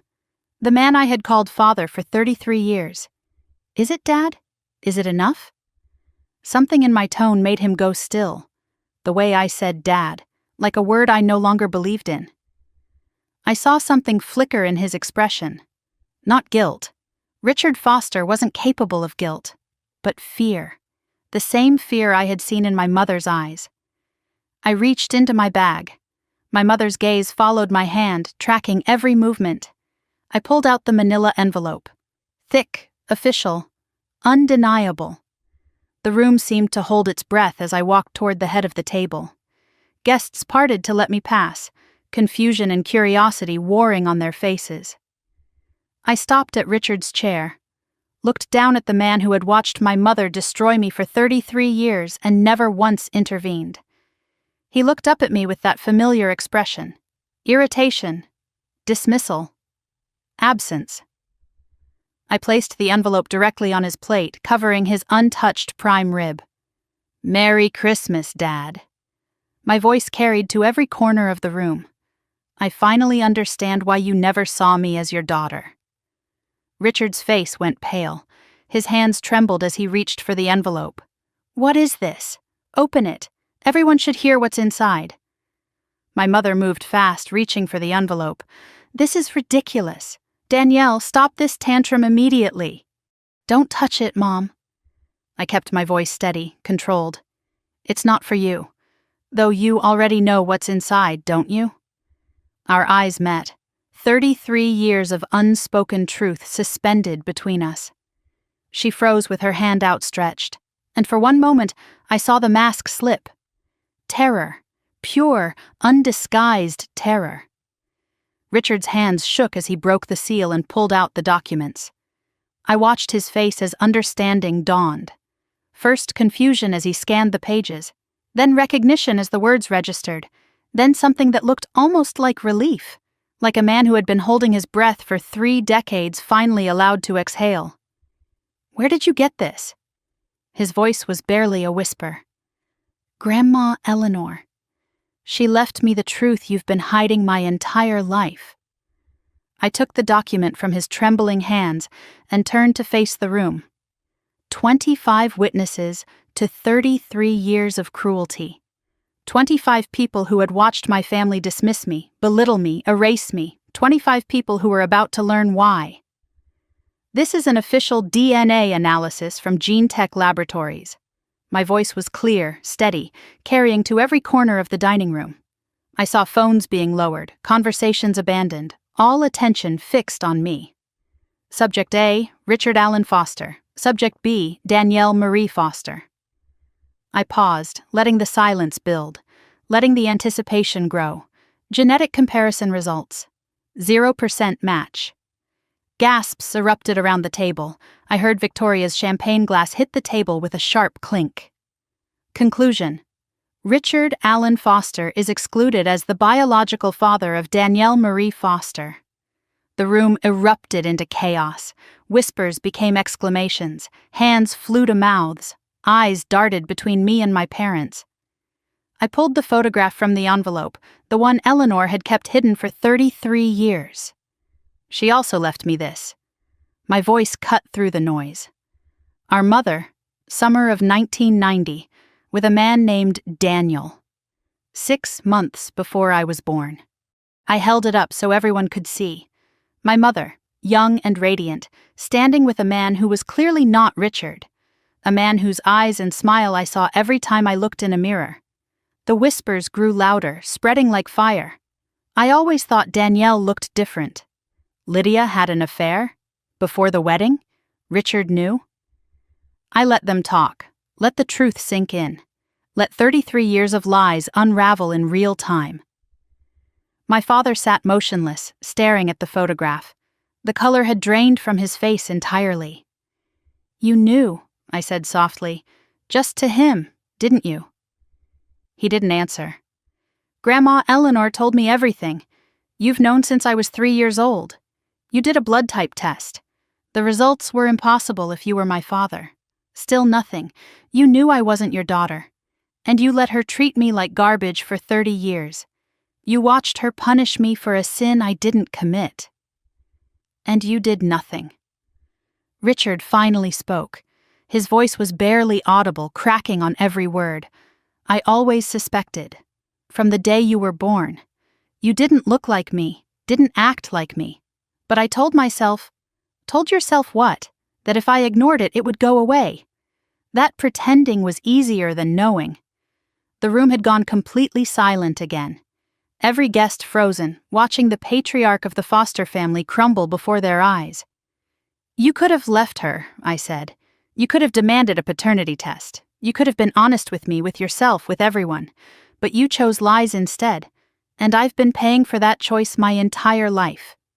My mother found her voice. "Richard, tell them she's lying." Her command rang hollow, desperate. "Tell them these documents are forged, that she's making this up to ruin Victoria's night." Richard didn't move, didn't speak, didn't come to her defense. "My mother was a senile old woman," my mother continued, her voice rising. "She didn't know what she was doing at the end. This is all some kind of misunderstanding." "Grandma Eleanor was sharper than anyone in this room," I said. "Including you." Her eyes filled with tears. Practiced, perfect, on cue. "I can't believe my own daughter would do this to me. On Christmas Eve. In front of our family.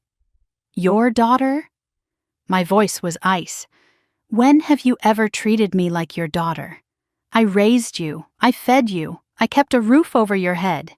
You erased me from photo albums. You called me useless at every opportunity.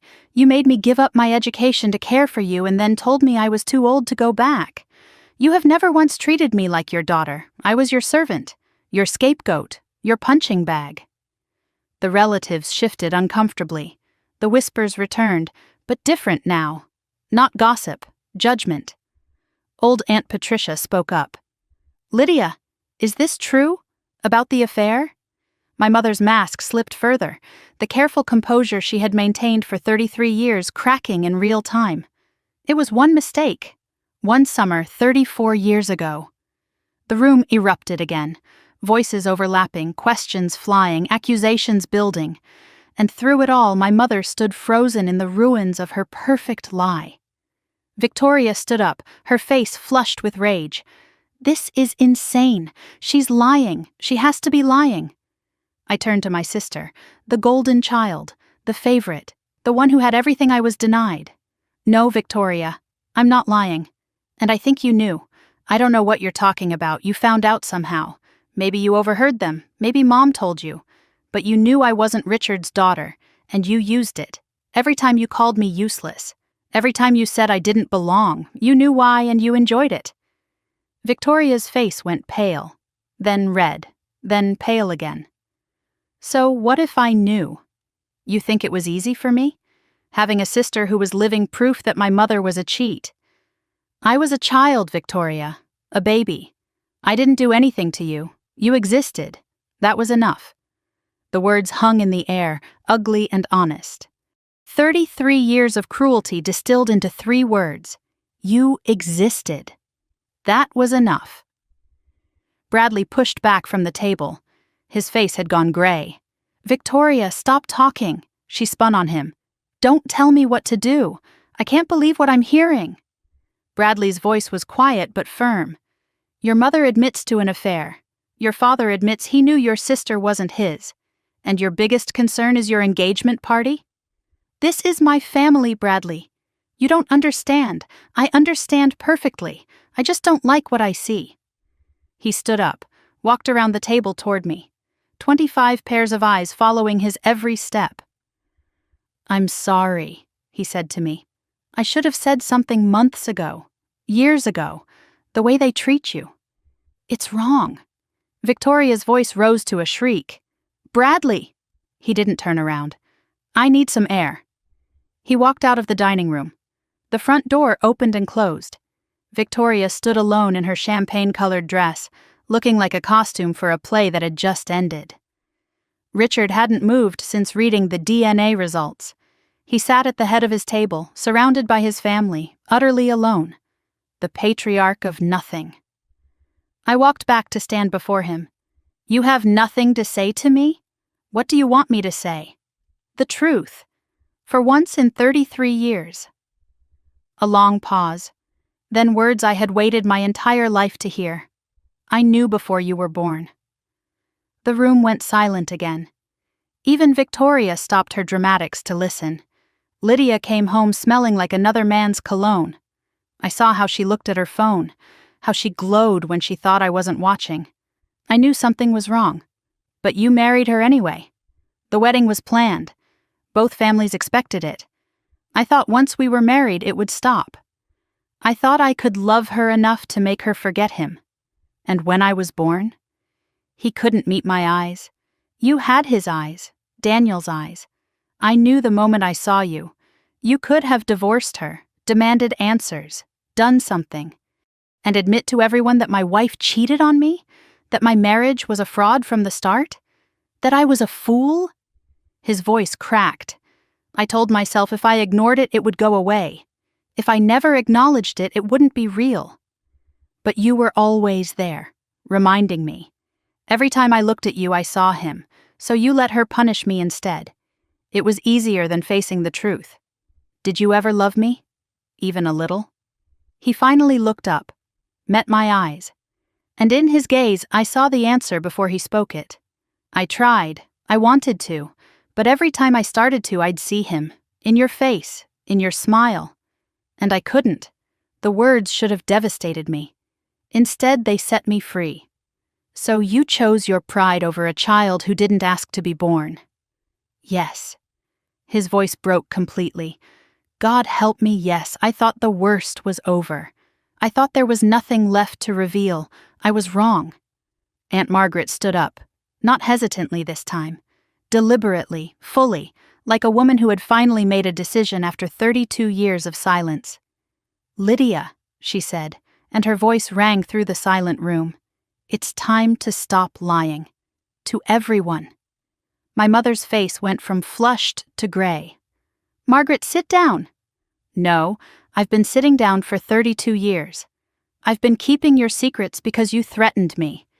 because you knew things about my life that I couldn't afford to have exposed. Margaret turned to me. But your grandmother freed me from that, Danielle. Before she died, she told me it was time. And she gave me proof. Margaret! My mother's voice was desperate now, pleading in a way I had never heard before. There's more, my aunt said, ignoring her completely. More than the affair. More than the DNA. Something Danielle still doesn't know. She looked at me with tears streaming down her face. Something about why Daniel really left. And what your mother did to make sure he never came back. I thought I knew the worst of it. I thought the DNA results were the final secret. But my aunt stood in the middle of that ruined dinner party, tears streaming down her face, and I realized my family's lies had layers I hadn't even begun to uncover. The dining room was frozen. 25 people suspended in place like figures in a painting, champagne going flat in forgotten glasses, candles flickering, casting shadows across stunned faces. Victoria still standing, her perfect dress wrinkled now, mascara beginning to run. Richard slumped in his chair like a man awaiting execution, and my mother for the first time in my memory looked absolutely terrified. Margaret stood straight, shoulders back, decades of silence burning away with every word.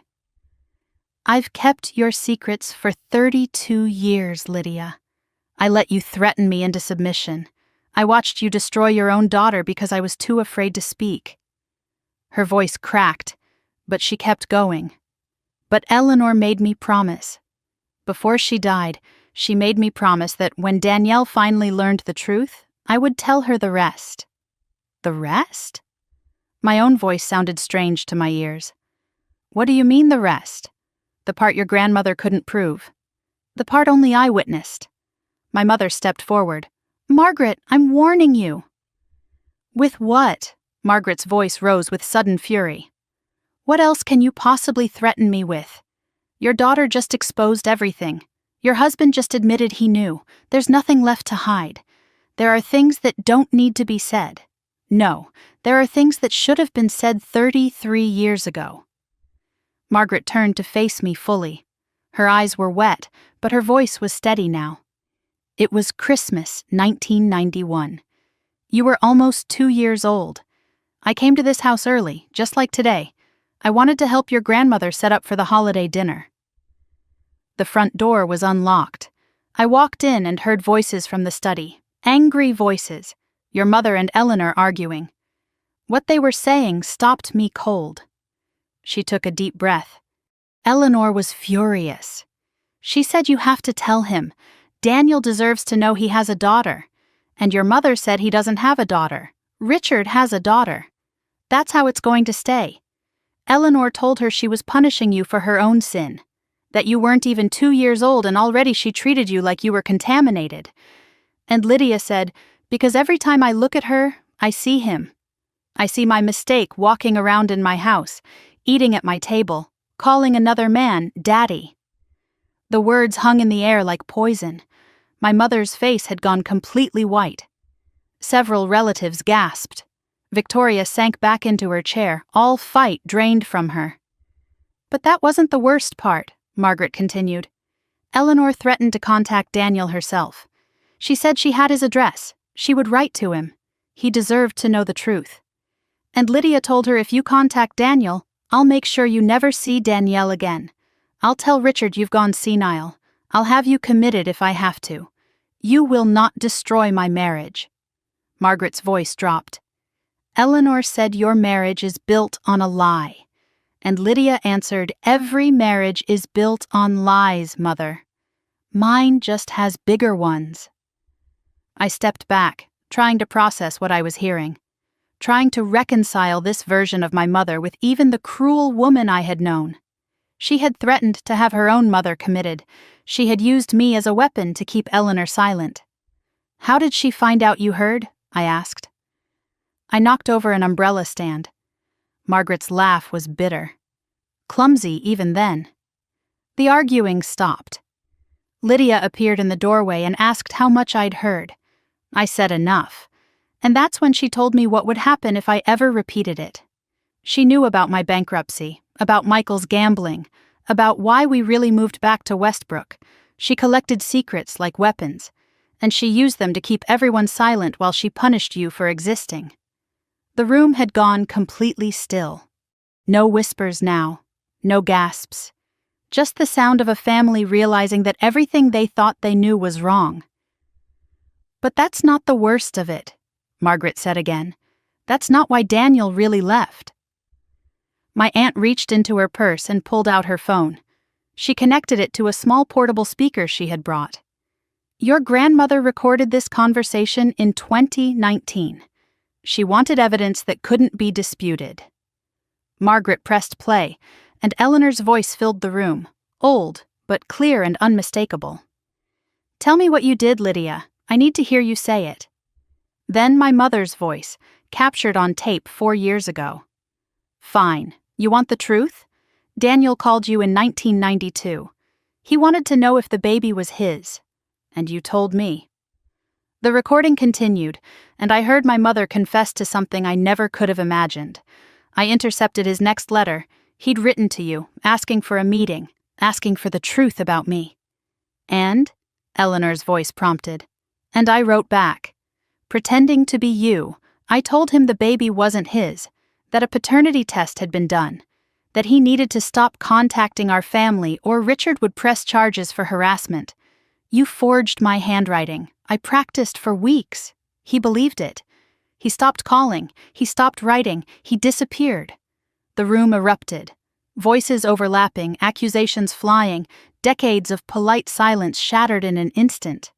But I couldn't move. I couldn't speak. I could only stand there as the full weight of what my mother had done crashed over me. Daniel had tried to find out. Daniel had wanted to know. He had written letters, made phone calls, searched for the truth. And my mother had forged my grandmother's handwriting, pretended to be Eleanor, and driven him away with lies. "He thought you didn't want him," I whispered. "He thought he wasn't my father." "Because that's what I needed him to think," my mother's recorded voice answered. "Because if he came back, everything would fall apart." The recording continued. Richard's voice joined in, captured in that same conversation. "You told me Daniel was harassing your mother. That's why I threatened to call the police." "It was the only way to make him stop," Lydia replied. "I believed you." Richard's recorded voice was heavy with exhaustion. "God help me. I helped you destroy that man's chance to know his own daughter." "I didn't know. I swear I didn't know she forged that letter." Richard looked up from the table now, his face ashen. His voice matched his recorded self. "I didn't know. I thought Eleanor had rejected him. I thought he just gave up. My mother had manipulated everyone. Eleanor, Richard, Daniel, me. She had woven a web of lies so complex that even the people closest to her couldn't see the truth. The relatives erupted into chaos. Old Aunt Patricia stood up, her voice shaking with fury. "Lydia, how could you? That man had a right to know his own child." Uncle Thomas slammed his hand on the table. "This is fraud, forgery, criminal behavior." Cousin Meredith was crying openly. "I always knew something was wrong with this family, but this is beyond anything I imagined." Through it all, my mother stood frozen in the center of the storm. Her careful mask had shattered completely. No more practiced tears, no more false smiles, just raw, exposed desperation. "You don't understand. None of you understand." "Then explain it, Mom." My voice cut through the chaos. "Explain why you stole my father from me. He would have ruined everything.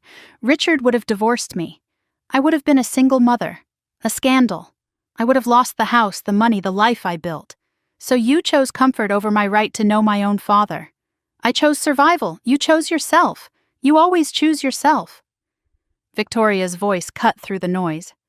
"Mom, just stop talking. You're making it worse." I turned to my sister. The golden child. The favored one. The daughter who had everything I was denied. "You knew too.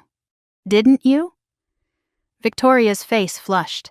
"I don't know what you're talking about. You found out somehow. Maybe you overheard them arguing. Maybe Mom told you to keep you loyal. But you knew I wasn't Richard's daughter, and you used it.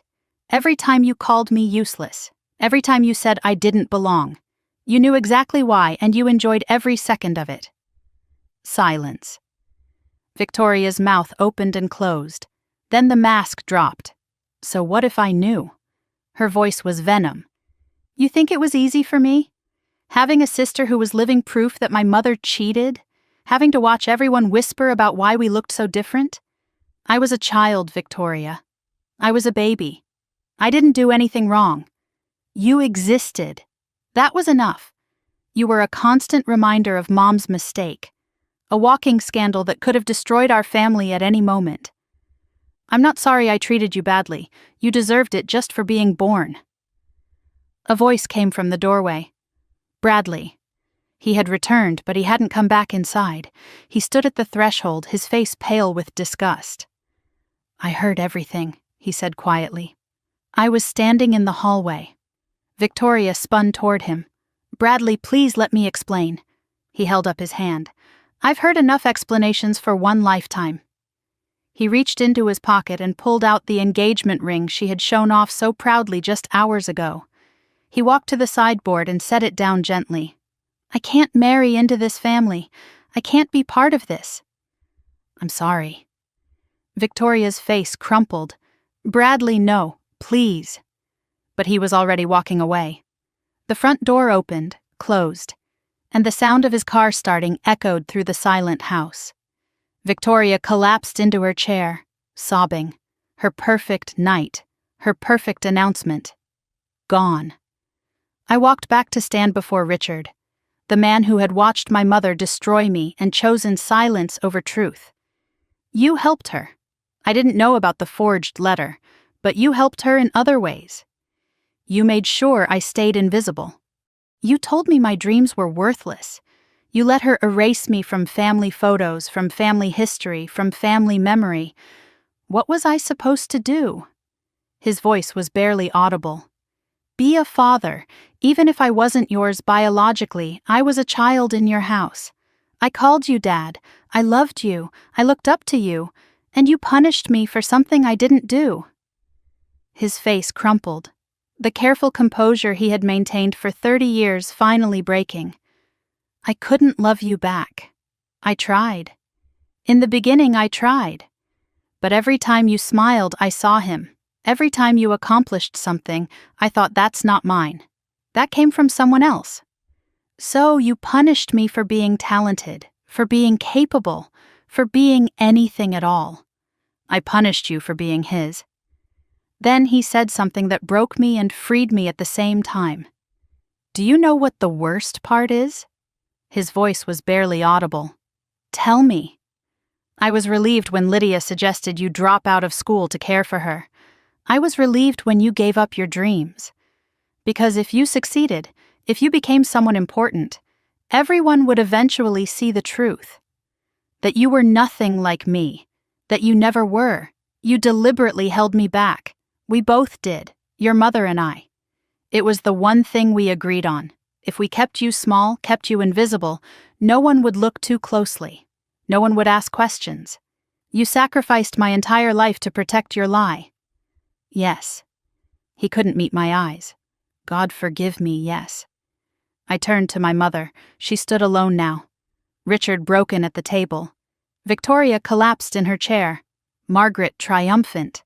Relatives horrified. No allies left. No more masks to wear. You think you're so righteous, she spat. So perfect, standing there in judgment. But you don't know what it was like. Then tell me. Tell me what was so terrible that you had to torture your own child for 33 years.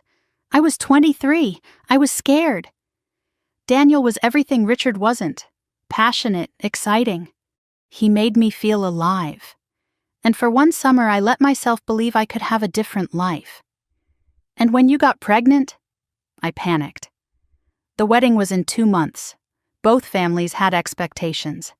I couldn't throw everything away for a man I barely knew. So you married Richard. I thought I could forget. I thought once you were born, I would look at you and just see my daughter, my child. I thought love would be enough. But it wasn't. No. Her voice broke completely. I looked at you and I saw every choice I didn't make, every road I didn't take. You were a living reminder that I chose safety over love, comfort over passion, and I hated you for it. You hated me because you hated yourself. Yes. The word was barely a whisper. God help me, yes. Every cruel thing I ever said to you was something I wanted to say to myself. I'm not going to forgive you, Mom. I know. I'm not going to pretend this conversation fixes anything. I know that too. Good. Because I want you to remember this night for the rest of your life. Every Christmas, every family gathering. I want you to remember what you did, what you admitted, and who you really are. I picked up the documents from the table. The DNA results, the photographs, the evidence of 33 years of betrayal. I folded them carefully and placed them back in the envelope. I want everyone here to remember something. My voice carried across the silent room. For 33 years, I was told I was useless, disappointing, not good enough. I believed it. I let it define me. But I was never the problem. I was never defective. I was just inconvenient. A living reminder of lies everyone in this family chose to protect. Danielle, Richard started. Don't, I cut him off. Don't say my name like it means something to you. It never did. I turned to Aunt Margaret. Thank you for finally telling the truth. She nodded, tears streaming. I should have done it years ago. Yes. But you did it tonight. That matters. I walked toward the door. No one tried to stop me. Victoria's voice, bitter and broken, followed me. So that's it? You destroy everything and just walk away? I paused at the threshold. I didn't destroy anything, Victoria. I just stopped pretending it wasn't already broken. I looked at her one last time. Enjoy your engagement party. Oh, wait. Bradley left. I guess there's no place for dishonesty in his family. I stepped out into the cold December night. The door closed behind me. And for the first time in 33 years, I was free. I expected the driveway to be empty. I expected to walk to my car alone, drive back to my apartment, and collapse into the silence of my own space. But someone was waiting for me. A car I didn't recognize sat at the end of the driveway. A man leaned against it, watching the house. When he saw me, he straightened. Dark hair, graying at the temples. Kind eyes. A nervous smile that looked hauntingly familiar. My heart stopped. He took a step toward me. You're Danielle. Not a question, a recognition. I couldn't speak. I'm sorry to show up like this. I know you asked me to wait, but when I got your text about tonight, I couldn't stay away. I couldn't let you face them alone. He was shaking. I was shaking. The cold December air swirled around us, but neither of us moved to escape it. I'm Daniel, he said, and I think I'm your father. I stood in my mother's driveway on Christmas Eve, snow beginning to fall, and met the man whose existence had shaped my entire life. The man I had never been allowed to know. The man who had spent 33 years believing a lie my mother had told him. And for the first time since I opened that envelope, I had no idea what to say. I had imagined meeting my father 1,000 times. In restaurants, in parks, in carefully planned reunions where I would know exactly what to say. I never imagined it would be in my mother's driveway on Christmas Eve, with mascara on my cheeks and 33 years of questions caught in my throat. Daniel Mercer stood 10 feet away from me, dark hair graying at the temples, kind eyes that crinkled at the corners when he tried to smile. Hands shoved deep in his coat pockets, shoulders hunched against the cold, or maybe against the weight of everything he didn't know how to say. He looked like a man who had driven 3 hours without knowing if he would be welcome. He looked like a man who had spent 33 years wondering. He looked like me. I know I should have waited, he said. His voice was rough, uncertain. Your message said after Christmas. But when you texted that you were confronting them tonight, I couldn't just sit in Portland and wonder what was happening. I couldn't let you face that alone, even if I was just sitting in a parking lot. I couldn't stay away. How long have you been here? 2 hours, maybe more. I heard shouting through the windows. I almost came inside 3 times. Why didn't you? Because this was your moment, your truth to tell. I didn't have the right to take that from you. I stared at him. This stranger who was my father. This man who had been erased from my life before I could even remember him. I should have been angry that he showed up uninvited. I should have been cautious. He was still a stranger after all. Instead, I felt something unexpected. Relief. Someone was here. Someone who wanted to be here for me. Not because of obligation or guilt, because he chose to come. I walked down the porch steps toward him. Each step felt like crossing a bridge I had spent 33 years searching for. The snow was falling harder now, dusting his shoulders, catching in my hair. When I reached him, when I stood close enough to see my own eyes reflected in his face, I said the only thing I could think of. I have so many questions. I know. He nodded, his voice breaking slightly. I have questions too. About everything. About you. About what happened. About why I believed that letter for so many years instead of fighting harder. You believed it because my mother is a very convincing liar, and because Eleanor's handwriting was close enough to fool anyone who didn't know her well. He looked past me at the house. The windows still glowed with Christmas lights I had hung. The faint sound of chaos still echoed from inside. What happened in there? Everything. I told them about the DNA results, about the affair, about Eleanor's letter, and then my aunt played a recording of my mother confessing to forging the letter that drove you away. A recording? Eleanor made it. 4 years ago. She wanted evidence that couldn't be disputed. Daniel was quiet for a long moment. Then he said something that made my chest ache. I tried to find out. In 1992, I heard rumors about Lydia having a baby. I did the math. I called your grandmother. I wrote letters. I know, Margaret told me. My mother intercepted your letter and wrote back pretending to be Eleanor. She told you a paternity test had been done. That I wasn't yours. That you needed to stay away or Richard would press charges. I believed it. His voice cracked. God help me, I believed it. I wanted to fight, but a paternity denial and a threat of police involvement seemed so final. I thought I was protecting everyone by staying away. You were lied to. It wasn't your fault. It doesn't feel that way. It feels like I abandoned you. For 33 years, you grew up without me, without even knowing I existed. And I was 3 hours away, wondering if maybe I had a daughter somewhere who would never know my name. Headlights swept across the driveway. A car pulled up beside us, and Aunt Margaret stepped out. She saw Daniel and stopped, her face registering surprise, then understanding, then something like hope. Oh my God. You actually came. You told him where I was? I asked. I told the investigator to pass along your text. I didn't think he'd show up tonight. Daniel shrugged, a small, nervous movement. I've waited 33 years. I couldn't wait one more night. Margaret looked between us, her eyes filling with tears. Eleanor would have wanted this. She would have wanted you to meet him, Danielle. She spent the last years of her life trying to make this happen. I know. I felt my grandmother's presence like a warmth in my chest. She's the reason any of this is possible. Margaret took a deep breath. You're not going back to your apartment tonight, Danielle. Either of you. What? You just detonated a bomb in that house. You need somewhere safe, somewhere you can process everything without worrying about who might show up at your door. She looked at Daniel. I have a guest room and a couch, and more wine than any of us should drink alone on Christmas Eve. I glanced at Daniel. He glanced at me. Neither of us knew what to do, so we did the only thing that made sense. We followed Margaret home.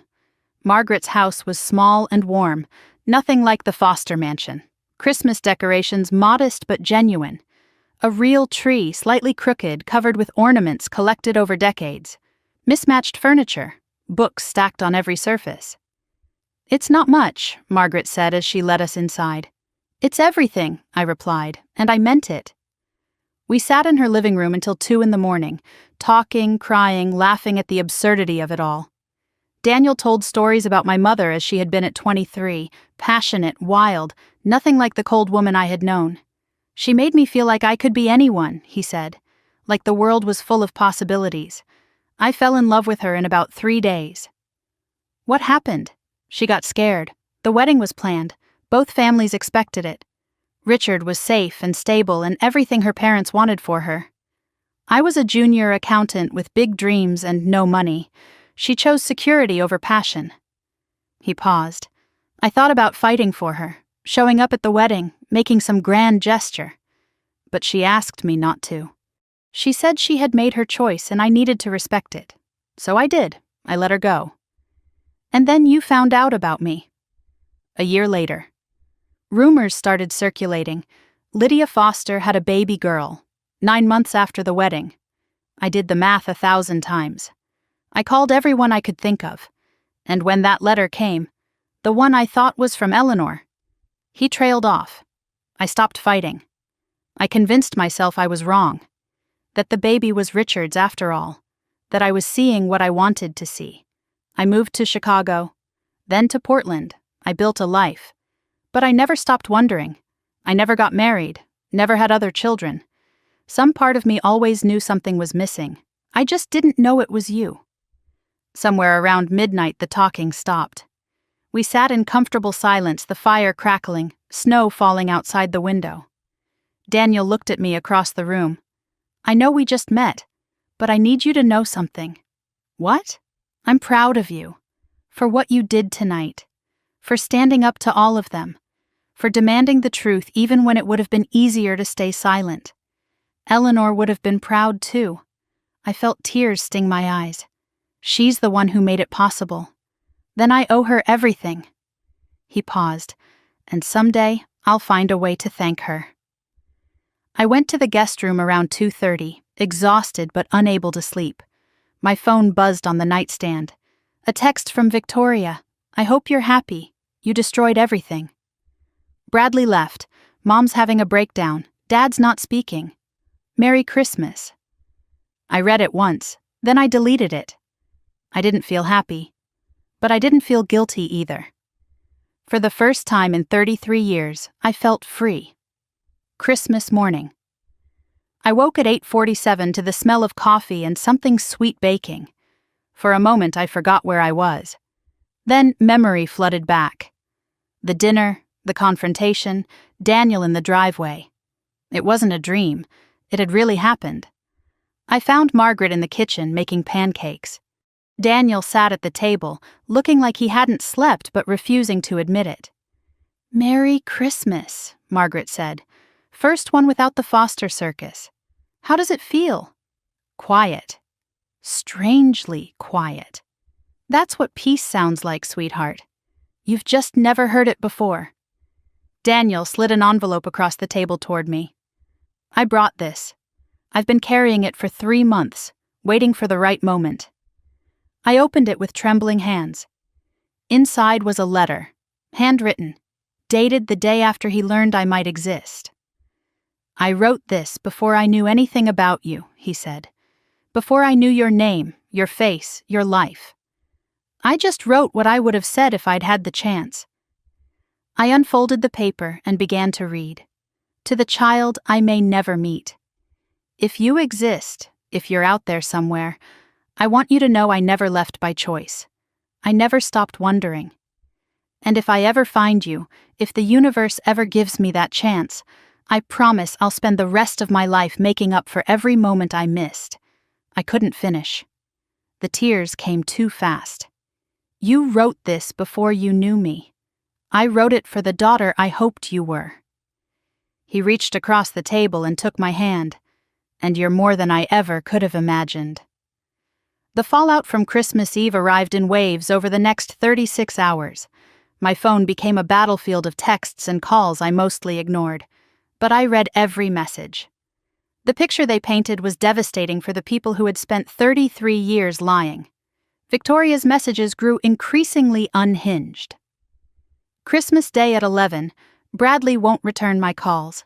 His parents called off the engagement brunch. I hope you're satisfied. Christmas Day at 4, Mom hasn't stopped crying. She locked herself in her room. At 9, Dad's drinking. He finished an entire bottle of scotch. This is your fault. Boxing Day at 2 in the morning, I always knew you'd destroy this family someday. I just didn't think you'd be so cold about it. Richard's messages were brief and broken. Christmas Day at 3, Danielle, we need to talk, please. At 8, I know I don't deserve your time, but there are things I never said. Boxing Day at 10, your mother and I are separating. I'm moving to a hotel, I thought you should know. Separating. After 33 years of lies, the truth had finally broken them apart. My mother sent nothing. Complete silence. Somehow that was worse than Victoria's rage. Relatives I barely knew suddenly remembered I existed. Cousin Meredith wanted to know if I was okay. Uncle Thomas said he was sorry. Aunt Patricia texted that Eleanor would be proud. People who had ignored me for 3 decades, suddenly reaching out, suddenly seeing me. I replied to none of them. What was there to say? On Boxing Day afternoon, sitting in Margaret's living room, my secret finally came out. Margaret was scrolling her phone, half watching the news. Wait a minute. This designer everyone's talking about, Ember? They're saying she's Connecticut-based. She showed me the screen, a fashion blog headline. Who is Ember? The mystery designer, taking the industry by storm. My heart stopped. You're looking at her, I said quietly. Margaret's phone nearly slipped from her hand. What? Ember and Thread. That's me. I've been building it in secret for 7 years. Daniel leaned forward. You're a fashion designer? I was supposed to be. Before I had to drop out. Before they took that dream away from me. So I built it back, piece by piece, in the spaces where they couldn't see. I showed them everything. My Instagram with 94,000 followers, my website, my portfolio, the Vogue feature request sitting in my inbox, the boutique deal waiting to be signed. Why didn't you tell anyone? Margaret breathed. Because they would have found a way to destroy it. The only power I had was invisibility. Daniel stared at the screen, scrolling through my designs. These are extraordinary. You don't have to say that. I'm not being polite. I don't know fashion, but I know art, and this is art. He looked up at me with something new in his eyes. Pride. My daughter is a designer, a real designer. I'm not famous or anything. You will be. Anyone who looks at this can see you will be. Margaret suddenly laughed. Oh my God. Victoria's engagement dress. What about it? She spent weeks bragging about finding this amazing independent designer online. She paid $3,000 for a custom piece. Margaret turned her phone around. Victoria's Instagram post from October. The dress she wore to announce her engagement. My dress, Ember's work. She wore your dress to get engaged. She had no idea. The irony kept me warm on a lot of cold nights. Daniel had to leave the next morning. Work things to handle in Portland, even in retirement. But he made me a promise before he went. I missed 33 years, Danielle. I can't get them back, but I can be here for the next 33. Or however many I have left. You don't owe me that. I'm not offering because I owe you. I'm offering because I want to know who you are. The woman you became despite everything they did. The designer who built an empire in secret. The daughter I never got to raise. I don't know how to do this. The family thing, I've never had one that wasn't broken. Then we'll figure it out together. Slow as you need, no pressure. What if I'm too damaged? What if I can't be what you want? He turned to face me fully, his eyes bright with unshed tears. You're already more than I ever hoped for. You don't have to be anything except yourself. I didn't plan what happened next. One moment I was standing apart, holding myself together. The next I was in his arms. He held me carefully, like something precious he was afraid to break. I'm sorry, he whispered into my hair. For every birthday, every Christmas, every moment I should have been there. It wasn't your fault, it doesn't matter, I'm still sorry. We stood on Margaret's porch until the cold drove us inside. And for the first time in my life, I understood what it felt like to have a father who wanted me. Not perfect, not healed, but wanting. And that was more than I had ever had before. Daniel left the next morning. We exchanged phone numbers, made plans to talk every Sunday, promised this was a beginning and not a goodbye. Margaret drove me back to my apartment and helped me carry in the bags I had never unpacked at my parents' house. "What will you do now?" she asked. "I don't know. Everything is different. I have a father who wants to know me, a career I don't have to hide anymore, a family that finally knows the truth. And Vogue wanting an interview. I had almost forgotten, the email still sitting in my inbox, the chance to reveal myself to the world. Are you going to do it?" I looked around my small apartment, the space where I had built ember in secret, stitch by stitch, dream by dream. "Yes, I think I am." Margaret smiled. "Eleanor would be so proud, I hope so, because I'm about to show them all exactly who they called useless." The new year was coming, and with it, a version of Danielle Foster the world had never seen. But first, there was one more thing I needed to face. My mother still hadn't called, and somehow her silence was louder than all of Victoria's rage combined. 1 month after I burned my family's lies to the ground, I stood in a Manhattan studio surrounded by my own creations and realized something extraordinary. I wasn't rebuilding my life. I was finally living it. January 24th, 4 weeks after Christmas Eve. I stood in the center of 1,200 square feet of possibility, fabric bolts lining the walls like a library of dreams. 3 industrial sewing machines hummed in the corner. 2 dress forms displayed works in progress. A cutting table stretched across the back wall, covered with patterns and chalk marks, and the evidence of 18-hour days. Natural light streamed through tall windows, illuminating everything I had built in secret and everything I was about to show the world. This was my studio. Ember and Thread's first real home. No longer working above a laundromat in Westbrook, hiding my passion in the hours between midnight and dawn. Eleanor's $50,000 had finally been put to its intended use. The Soho boutique deal was providing steady income. The Vogue interview was scheduled for next week. Everything I had built in darkness was about to step into the light. I ran my fingers across a finished gown hanging on the nearest form. Burgundy silk, hand-stitched beading that caught the light like scattered stars. This dress would be photographed, published, worn by someone who mattered, and everyone would know it came from the hands they had called useless. Everyone would see what they had tried to bury. The Phoenix collection was complete. 12 pieces, each representing a stage of transformation, from darkness to light, from ashes to fire, from invisible to undeniable. Every stitch was infused with the story I had lived. The first piece was called The Burial Gown, deep charcoal silk, almost black, with a structured bodice that felt like armor. The skirt pooled like shadows at the feet.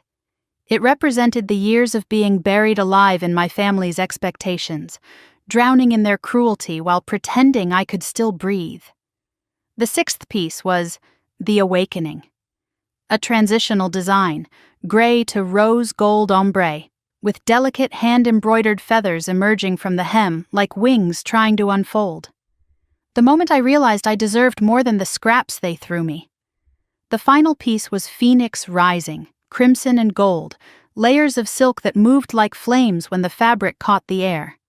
300 hours of handwork visible in every detail, the dress I would wear to my own reveal, the dress that said I survived everything you did to me, and I turned it into art. Daniel had visited twice since Christmas. He sat in the corner of my studio during his last trip, watching me work for hours without interrupting. "You get this look when you're designing," he told me, "like you're somewhere else entirely. I am somewhere else. I'm in the world I'm creating." He nodded, understanding without needing explanation. That's what passion looks like. I remember it from when I was young, before life got complicated. I'm glad you found it again, Danielle. I'm glad you never let them take it from you. While I was finishing the final beading on Phoenix Rising, my laptop chimed with a new email. I almost ignored it. I had been ignoring most emails lately, too focused on the work to deal with the outside world. But the subject line caught my eye. Met Gala 2024 Designer Invitation. I stopped stitching, read the subject line again, opened the email with trembling fingers. Dear Ember, the message began. The Metropolitan Museum of Art's Costume Institute cordially invites you to attend the 2024 Met Gala as an emerging designer of exceptional promise. Your work has captured the attention of the fashion world, and we believe your presence would honor this year's celebration of transformation and reinvention. Please confirm your attendance by February 15th. The Met Gala, the most prestigious fashion event in the world. The night when designers, celebrities, and icons gathered to celebrate the art of clothing. And they wanted me. The girl from Westbrook who folded scarves at a boutique. The invisible daughter who was never supposed to amount to anything. They wanted Ember. They wanted me. I read the email 7 times before I believed it was real. Then I called Daniel. He answered on the second ring. What's wrong? Nothing's wrong. Everything's right. I just got invited to the Met Gala. Silence. Then a sound that might have been a laugh or might have been a sob. My daughter is going to the Met Gala. It felt strange to hear him say it. Strange and wonderful and right. Your daughter is going to the Met Gala. I wish Eleanor could see this. I think she can, I said softly. I think she's been watching all along. January 28th. The day of the Vogue interview. I arrived at One World Trade Center wearing a dress I had designed myself. Subtle, professional, unmistakably Ember. The receptionist's eyes widened when I gave my name. You're Ember? We've been dying to know who you are. The journalist was Miranda Chen, senior features editor. Sharp eyes, warm smile, a digital recorder placed precisely on the table between us. Everyone in fashion has been asking the same question for 2 years, she said. Who is Ember? My name is Danielle Foster. I'm 33 years old, and I've been designing in secret for 7 years.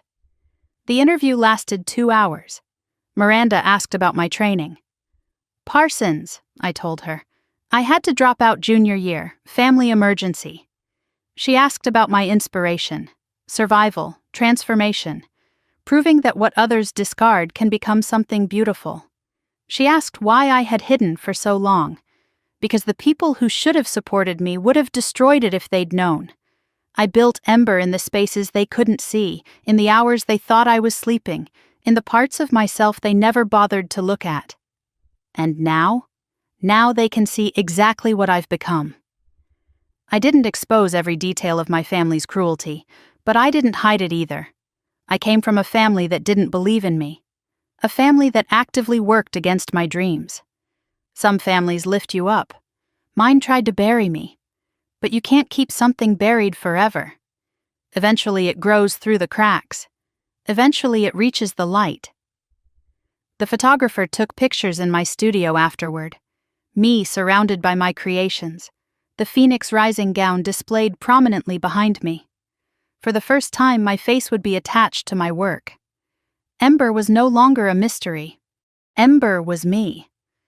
After the interview, Miranda leaned forward, recorder off. Between us, she said quietly, this story is going to be huge. Secret designer reveals herself as the overlooked daughter of a prominent Connecticut family? That's headline gold. I'm not doing this for headlines. I know. That's what makes it such a good story. February 3rd. Publication day. I woke to my phone exploding. 417 notifications before I finished my first cup of coffee. The Vogue article had gone live at midnight. Headline: From Invisible to Iconic. The secret designer who built an empire in silence. The reaction was immediate and overwhelming. My Instagram followers jumped from 94,000 to 300,000 in 12 hours. Feature requests poured in from LA, Harper's Bazaar, W Magazine. The Soho boutique reported selling out of Ember pieces by noon. Fashion Twitter erupted. Who is this woman, and how did we not know about her? The quotes people latched onto spread across social media like wildfire. I was told I was useless so many times I started to believe it. Ember was my way of proving to myself more than anyone that they were wrong. You don't need permission to become who you're meant to be. You just need to start, even if you have to do it in secret. The people who tried to bury me are the reason I learned to bloom in the dark. The article mentioned my Connecticut background, mentioned the prominent family who had dismissed me. It didn't name them specifically. I had requested that. But anyone in Westbrook who read it would know exactly who I meant. The calls began immediately. Cousin Meredith. Oh my God, Danielle, I just read the Vogue article. I had no idea. Uncle Thomas, I always knew you were special. We're so proud. Random relatives who hadn't spoken to me in years, suddenly discovering I existed. I let most of them go to voicemail. One text stood out from the flood. Victoria, we need to talk. I saw the article. Call me. Not congratulations, not I'm sorry, just we need to talk. Like I owed her something. I didn't respond. Small towns talk. Westbrook was no exception. By February 4th, everyone knew. Mrs. Chen called me directly from the boutique. Honey, I always knew you were something special. The way you touched fabric, the way you saw what others missed. You never said anything. You weren't ready to hear it. But I'm saying it now. I'm proud of you. And I want to display a sign in my window. Ember and Thread Designer worked here. Is that okay? I laughed through my tears. I'd like that. Word of the Foster family fallout reached me through Margaret. She called with updates I hadn't asked for, but needed to hear. Lydia had seen the article and locked herself in her bedroom for 2 days. Richard had read it at his hotel and called Margaret to ask if it was true. Victoria had posted a cryptic Instagram message. When family wounds become public spectacle, 400 comments underneath, asking what she meant. The town's reaction was everything I had imagined and nothing I had expected. Former teachers reached out. We always knew you had talent. High school classmates suddenly remembered my name. Wait, that quiet girl? That's Ember? The local newspaper requested an interview. Westbrook's own fashion star. People who had ignored me for 33 years, suddenly desperate for a piece of my success. I didn't gloat. I didn't rub it in. I simply continued. Let my work speak. Let my success answer every question they had never bothered to ask. Margaret called again 2 days later. Richard and Lydia's separation is official. She's staying in the house. He's renting an apartment downtown. That was fast. 33 years of lies tend to collapse quickly once they're exposed.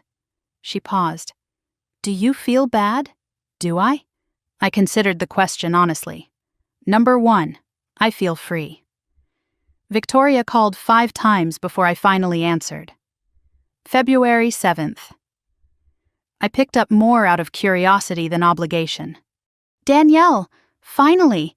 I've been trying to reach you for days. I've been busy, the Vogue feature and all. I read the article. It's wow. I mean, I always knew you were creative. Did you? Of course. Remember when you made that dress for my senior prom? I still have pictures somewhere. I remembered. Victoria had worn the dress, taken credit for finding it at a boutique, never mentioned I had made it. I remember. Well, I was thinking. Now that you're, successful. Maybe we could reconnect. I know some people who would love to meet you, industry people. I could introduce you to some really important contacts.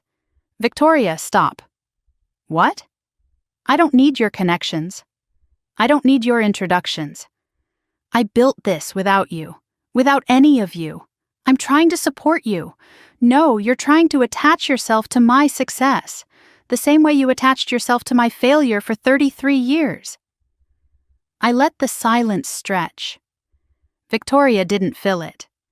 You wore my dress to your engagement party, the one Bradley walked out of. More silence. You've been praising Ember's work for 2 years online. You had no idea it was mine. So, no, Victoria. We're not going to reconnect. You had 33 years to be my sister. You chose to be my bully instead. Her voice turned cold. You think you're so much better than us now? No, I think I've always been exactly who I am. The difference is, now everyone else can see it too. Mom was right about you. Goodbye, Victoria. I hung up. The satisfaction lasted about 10 seconds. Then came the hollow feeling. The grief for the sister I had never really had. Daniel called that evening, somehow sensing I needed him. Rough day? Victoria tried to pretend the last 33 years didn't happen. How did that go?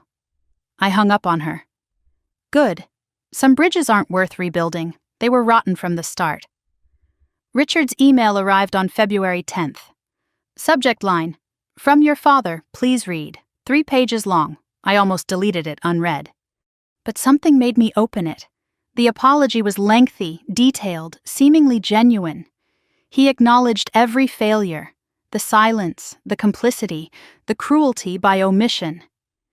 I let your mother define how we treated you.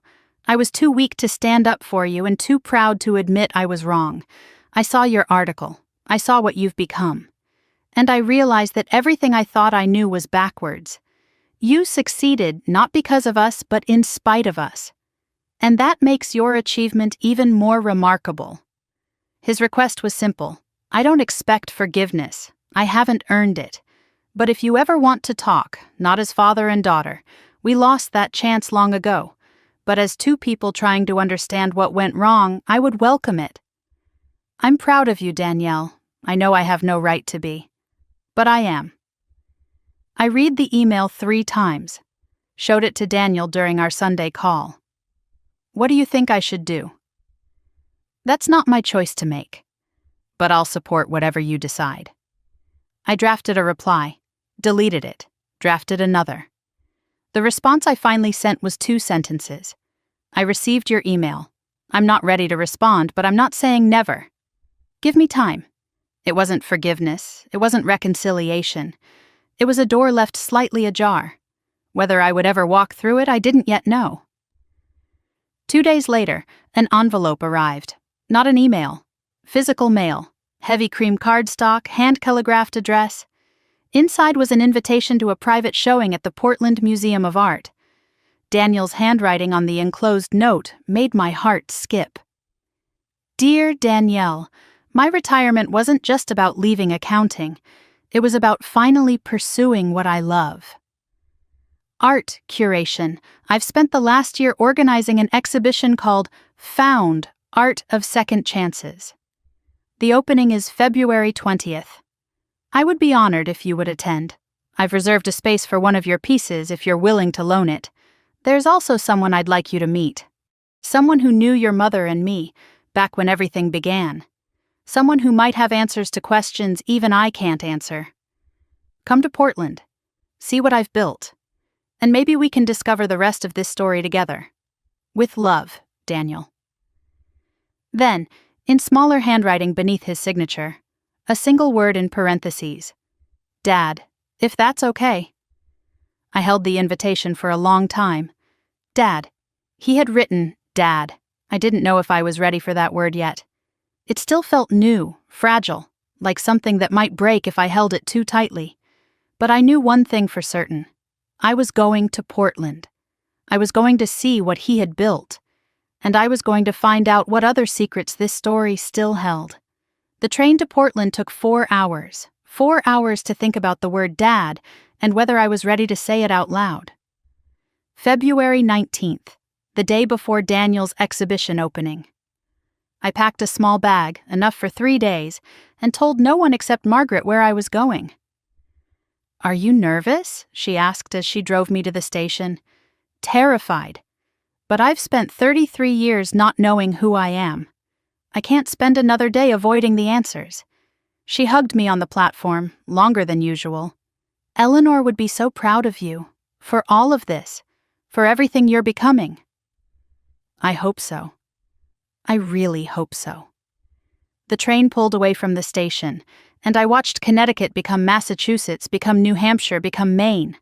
The landscape changed outside my window. Bare trees giving way to snow-covered fields. Small towns flickering past like memories.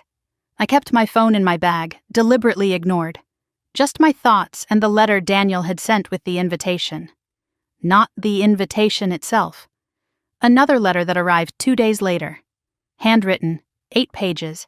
his careful script filling every line. "I want you to know everything before you arrive," he had written, "so you can decide if you still want to come." I had read it 7 times already. I was about to read it again. I unfolded the pages carefully. The paper was soft now, worn from handling. "My dearest Danielle," the letter began. "I've started this letter 15 times. Each time I get lost trying to find the right words. Maybe there are no right words for what I need to tell you. Maybe all I can offer is the truth, ugly and incomplete as it is. Let me start at the beginning. The summer of 1990, when I was 25 years old and stupid enough to believe that love could conquer anything. Daniel's story unfolded across the pages. He was a junior accountant at Hartford Textile Company. Fresh out of college, idealistic, hungry for a life that meant something. Lydia was the receptionist. Beautiful, sharp-tongued, magnetic in a way he had never encountered before. She laughed like the world was a joke, only she understood, he wrote. I was lost from the first moment I saw her. I knew she was engaged to Richard Foster. Everyone knew. But I told myself I didn't care. I told myself love was more important than propriety. I told myself a lot of things that summer. Most of them were lies I needed to believe. The affair lasted 3 months. Stolen moments in empty conference rooms, secret meetings at a motel outside of town, promises neither of them could keep. She said she would leave him. She said she just needed time. I believed her because I needed to. Because the alternative was accepting that I was just a distraction. A summer fling before she settled into the safe life she had chosen. The letter continued, and each word painted a picture I had never seen. September 1990, 1 month before the wedding. Daniel gave Lydia an ultimatum, him or Richard. Choose. She cried. She said she loved me. She said she couldn't leave. I asked her why not. She said because Richard is safe, and you're not. They met one final time, the night before Lydia married Richard. I begged her not to go through with it. I offered her everything I had, which wasn't much, a small apartment, a modest salary, a future full of uncertainty but also full of love. She kissed me goodbye and said some loves aren't meant to survive. I watched her walk away, and I thought that was the end of us. He didn't know then that she was already carrying me, didn't know that their last night together had created something neither of them expected. If I had known, he wrote, the ink slightly smudged as if he had paused there for a long time. God, Danielle, if I had known, nothing could have kept me away. I would have fought armies. I would have torn that house apart.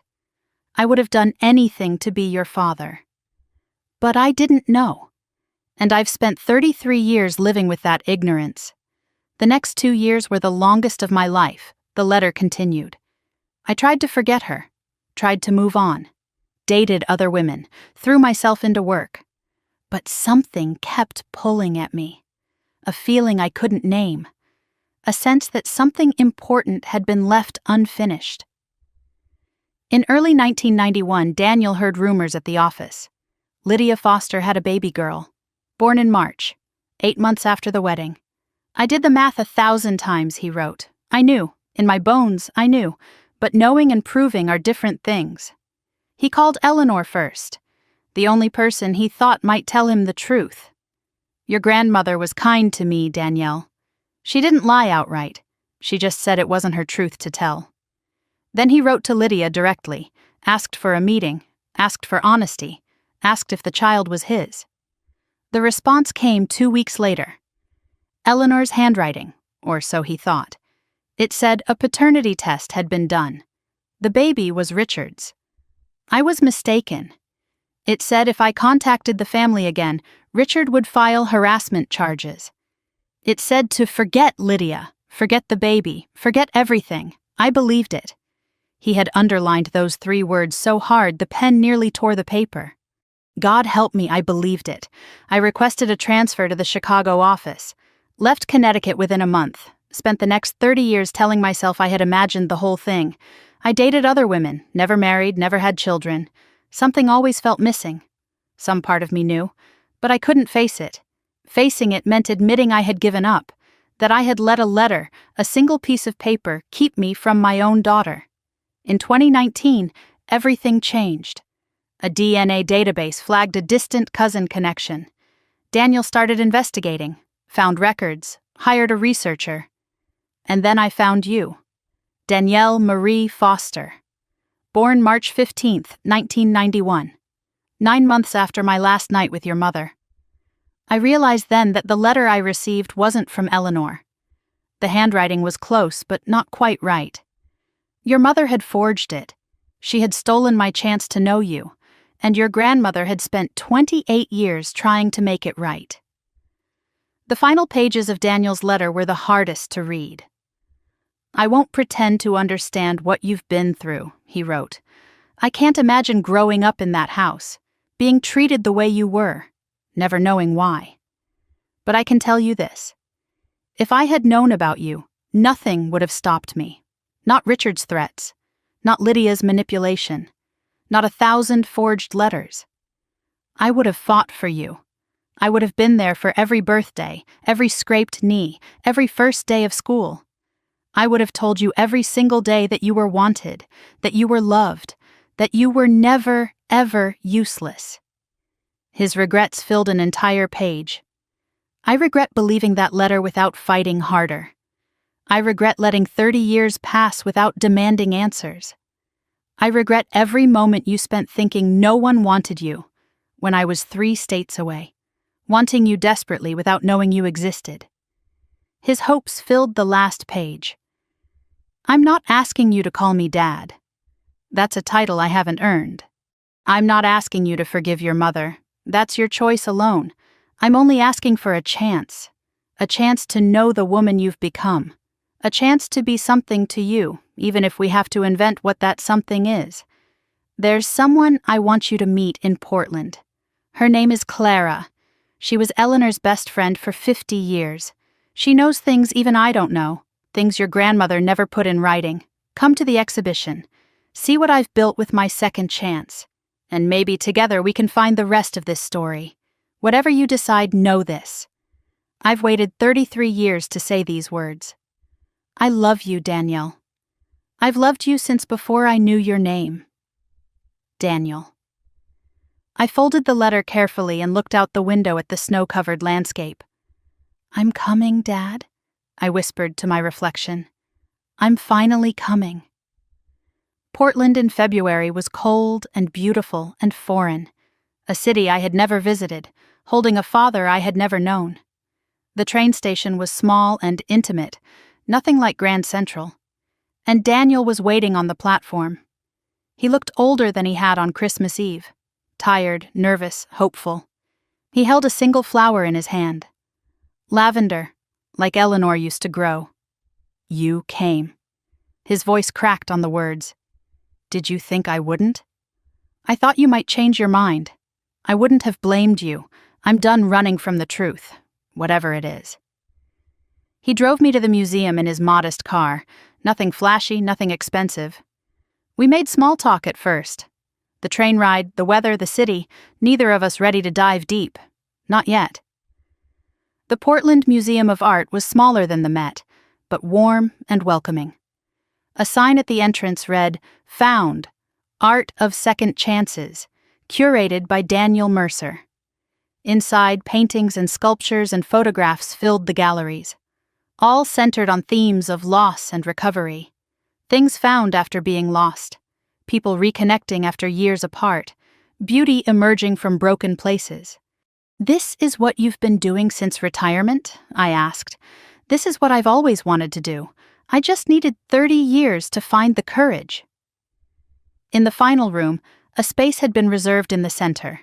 An empty display with a card reading, Reserved for Phoenix Rising by Ember and Thread, on loan from the artist. I wasn't sure you'd bring it, Daniel said. I wasn't sure either. But it belongs here. It's about the same thing, isn't it? Rising from what tried to bury you. A woman stood in the corner of the gallery watching us. White hair, sharp eyes, elegant posture despite her age. She walked toward us slowly, leaning on a cane. Daniel, she said, Is this her? Is this Eleanor's granddaughter? Clara, meet Danielle. Danielle, this is Clara, your grandmother's oldest friend. Clara's eyes filled with tears as she took my hands. I've been waiting a long time to meet you, child. Eleanor talked about you constantly. She did? You were the light of her life, the only thing she was truly proud of in that family. Clara had known Eleanor for 53 years, since they were young mothers together, raising children, keeping each other sane. Eleanor told her everything over the years, the affair, the pregnancy, the forged letter, but also something more, something Eleanor had never put in writing. Your grandmother tried to reach Daniel in 1995, Clara said, 4 years after you were born. She did? Daniel's voice cracked. Lydia found out, intercepted the letter, threatened to have Eleanor committed if she ever tried again.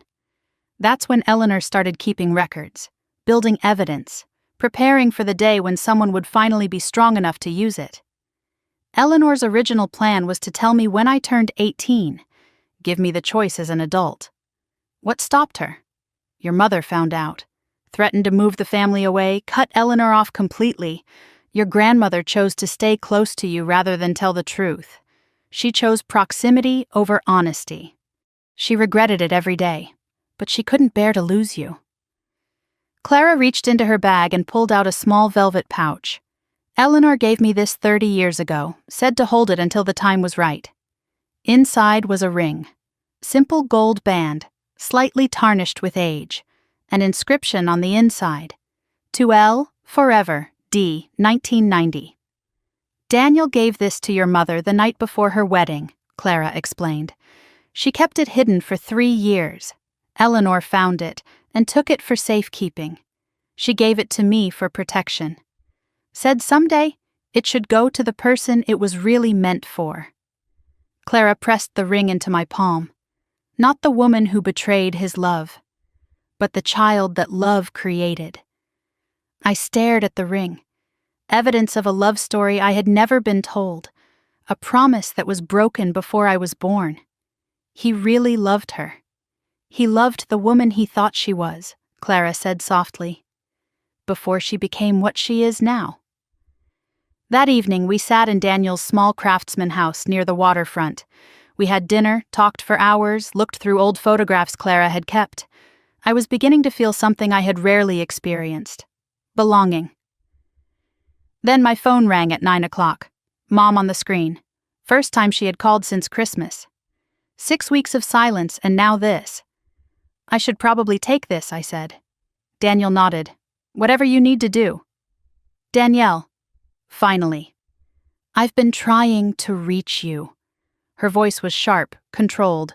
No, you haven't. This is your first call in 6 weeks. I needed time to process. You understand. I understand that you've had 33 years to tell me the truth. You chose not to. I'm your mother, Danielle. Doesn't that mean anything? It means you gave birth to me. It doesn't mean you loved me. I did love you. In my own way. Your own way was cruelty. Your own way was erasure. Your own way was making me believe I was worthless for 33 years. I made mistakes. Everyone makes mistakes. Mistakes are accidents. What you did was deliberate. For 33 years, I need you to come home. Her voice shifted, became pleading. To talk, to work this out. There's nothing to work out. You owe me a chance to explain. I don't owe you anything. Silence on the line. Then harder. I am your mother. You owe me forgiveness. No, I don't. I don't owe you my silence. I don't owe you my pain. I don't owe you my presence at tables where I was never welcome. Danielle. Goodbye, Lydia.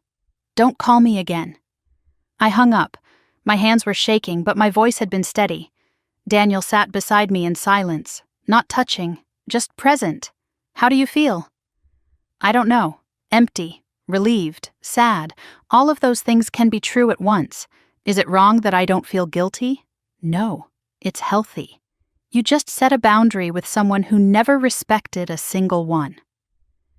That night, alone in Daniel's guest room, I pulled out Eleanor's letter for the first time in weeks. Not the DNA results, not the evidence, just the final page.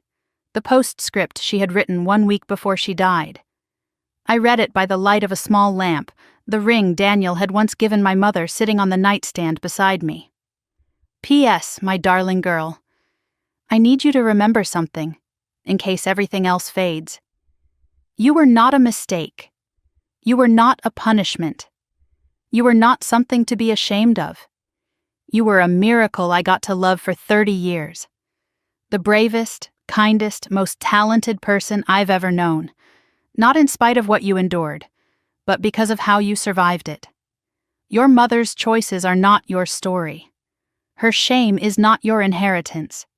You are allowed to be happy. You are allowed to be loved. You are allowed to take up space in a room without apologizing for breathing. I'm sorry I couldn't protect you better. I'm sorry I stayed silent. I'm sorry I chose fear over courage for so long. But I'm not sorry I loved you. That was the easiest choice I ever made. Fly, my little phoenix. Build your empire. Wear your success like armor. And when they finally see what you've become, don't let them take credit for surviving what they did to you. Live, sweetheart. That's the only revenge that matters. All my love, forever and after, Grandma Eleanor. I held the letter to my chest and cried. Not the broken tears I had cried so many times before. These were different, cleansing, like rain after a drought. I found him, Grandma, I whispered to the empty room. I found Daniel. I found the truth, and I found myself. Somewhere I knew she heard me. Tomorrow I would go home, not to Westbrook. That was never home, but to New York, to my studio, to the life I had built from nothing. And for the first time in 33 years, I knew exactly who I was.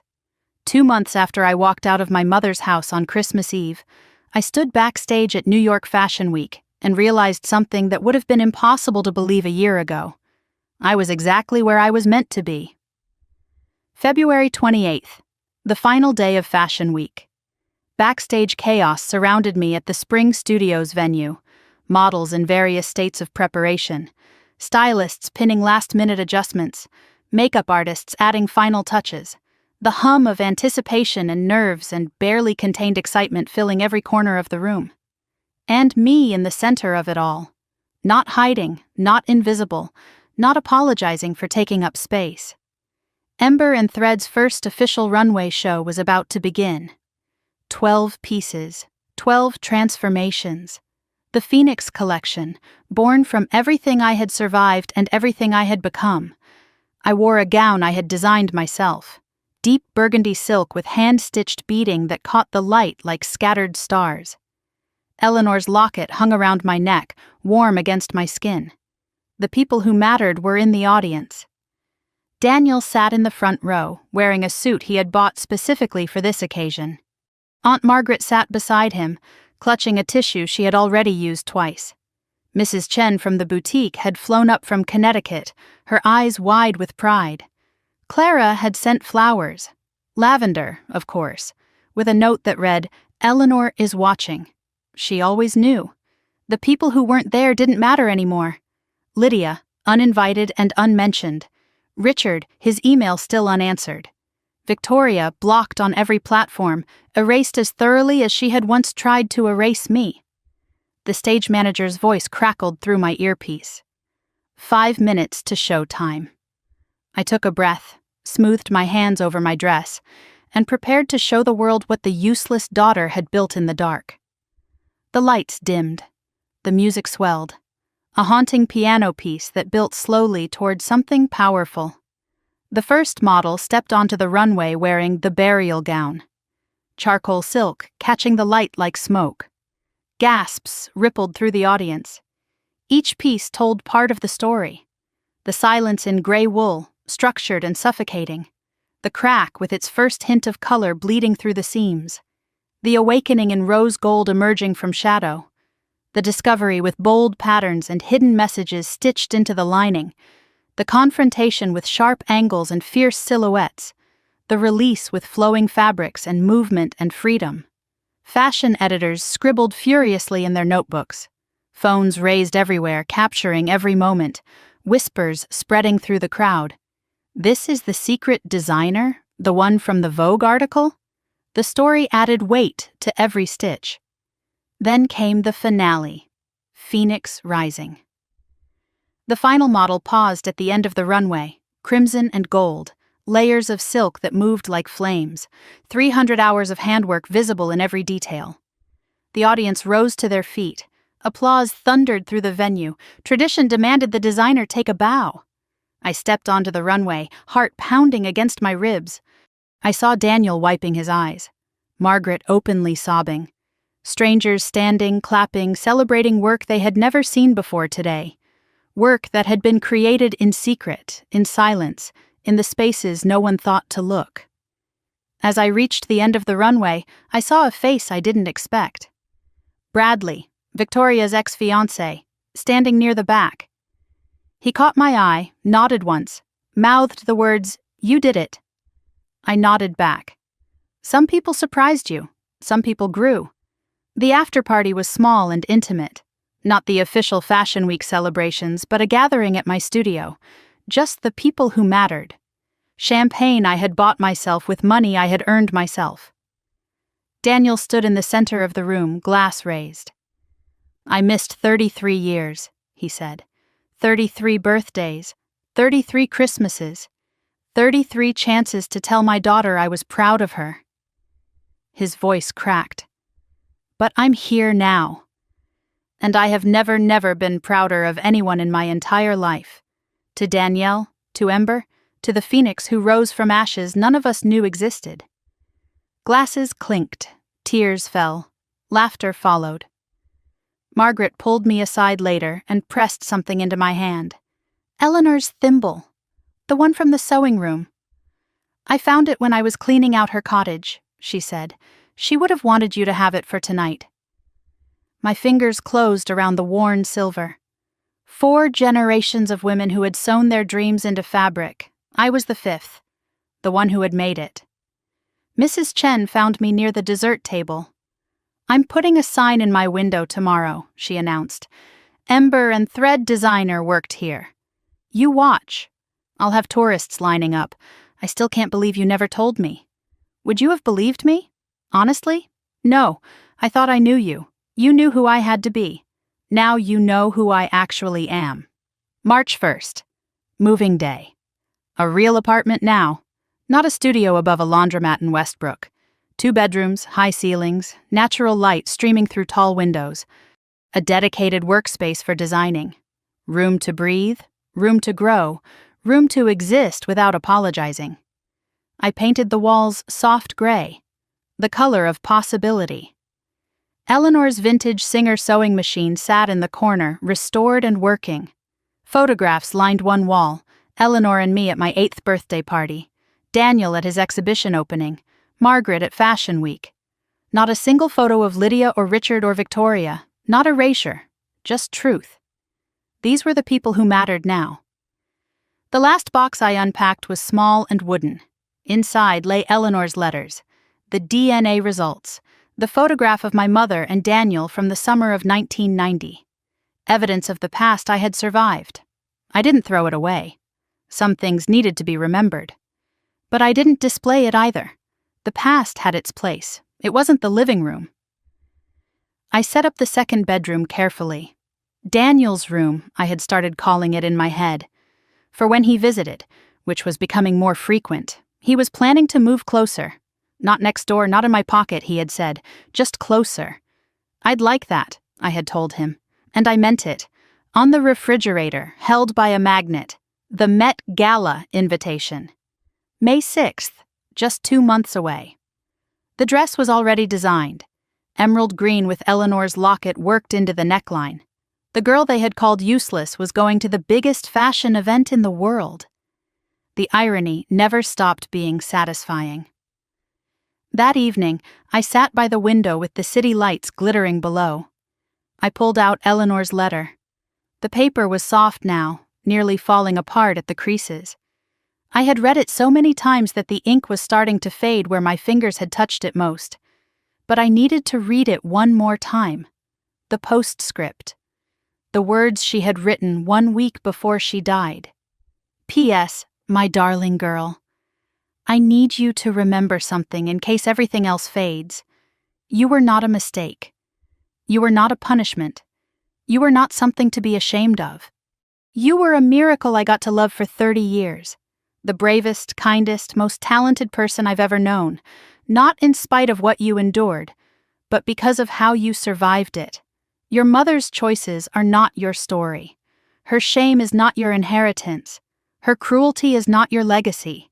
You are allowed to be happy. You are allowed to be loved. You are allowed to take up space in a room without apologizing for breathing. Whoever your father is, wherever he is, he doesn't define you either. You are already whole. You always were. I'm sorry I couldn't protect you better. I'm sorry I chose silence when I should have chosen truth. I'm sorry for every moment you spent believing their lies about who you are. But I'm not sorry I loved you. That was the easiest choice I ever made. Fly, my little phoenix. Build your empire. Wear your success like armor. And when they finally see what you've become, don't let them take credit for surviving what they did to you. Live, sweetheart. That's the only revenge that matters. All my love, forever and after. Grandma Eleanor. I held the letter to my chest and cried. Not the broken, hopeless tears I had cried so many times before. These were different. Cleansing. Like rain after a drought. I did it, Grandma, I whispered. I found Daniel. I built my empire. I lived. The foster family was unraveling. Word reached me through Margaret, who kept me informed without me asking. Richard and Lydia's divorce proceedings had begun. The house was for sale. 33 years of marriage collapsing under the weight of lies that could no longer be sustained. Richard had moved to a small apartment. He was attending therapy, Margaret said. He had written 3 more emails I hadn't answered yet. Lydia remained in denial. She told relatives that I had been manipulated by outsiders, that I had always been troubled, that none of this was her fault. No one believed her anymore. Victoria had lost her job. The scandal from Christmas Eve had spread through Connecticut social circles and eventually reached her law firm. They suggested she take a leave of absence. Last I heard, she had moved to California. We would probably never speak again. I was okay with that. Some relationships weren't worth saving. Some bridges were rotten from the start. Margaret had visited New York 3 times since Christmas. She was talking about moving closer. To be near real family for once, she said. We had dinner together every Sunday she was in town. The aunt who had been silent for 32 years had become the family I never knew I needed. Daniel and I talked every Sunday. He visited twice a month, staying in his room in my apartment. We were learning each other slowly, favorite foods, pet peeves, the small details that families accumulate over years of knowing each other. He had started calling me sweetheart, the same word Eleanor had always used. I had started calling him Dad, quietly, carefully, but meaning it more each time. March 3rd. Our Sunday phone call. Daniel's voice was warm through the speaker. How's the unpacking? Slow. I keep getting distracted by old photos. Find anything good? Eleanor's recipe book, the one Mom said was lost years ago. She hid it from you? She hid everything from me. But I found it anyway. I always found my way back to the things I loved. Are you happy, Danielle? Really happy? I considered the question seriously. I'm getting there. I'm not sure I know what happy feels like yet. I've spent so long surviving that I forgot what it means to actually live. But I'm learning. That's enough. That's more than enough. He paused. I found an apartment. In Brooklyn. 20 minutes from you. You're really moving? I missed 33 years. I'm not missing anymore. Dad. The word still felt new. Precious. I know, but let me do this. Let me be your father, even if I'm 33 years late. We have time, I said. We have the rest of our lives. Then let's not waste another minute. Deal, deal. I love you, sweetheart. I love you too, Dad. I hung up, and the word echoed in my empty apartment.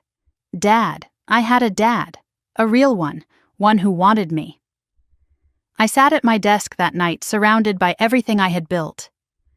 The Phoenix Rising gown hung on a mannequin nearby, back from the runway.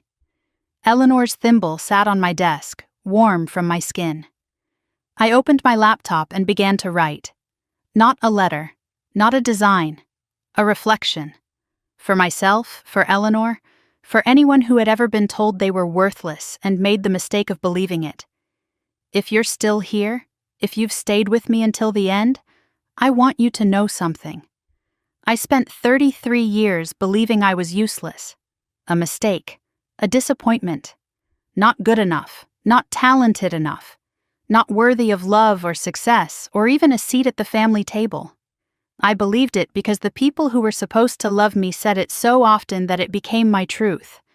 I was wrong. And if you believe those things about yourself, if someone has spent years telling you that you're not enough, I need you to hear this. They're wrong too. The people who hurt us don't get to define us.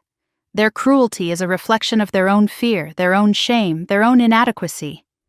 It was never about us. It was always about them.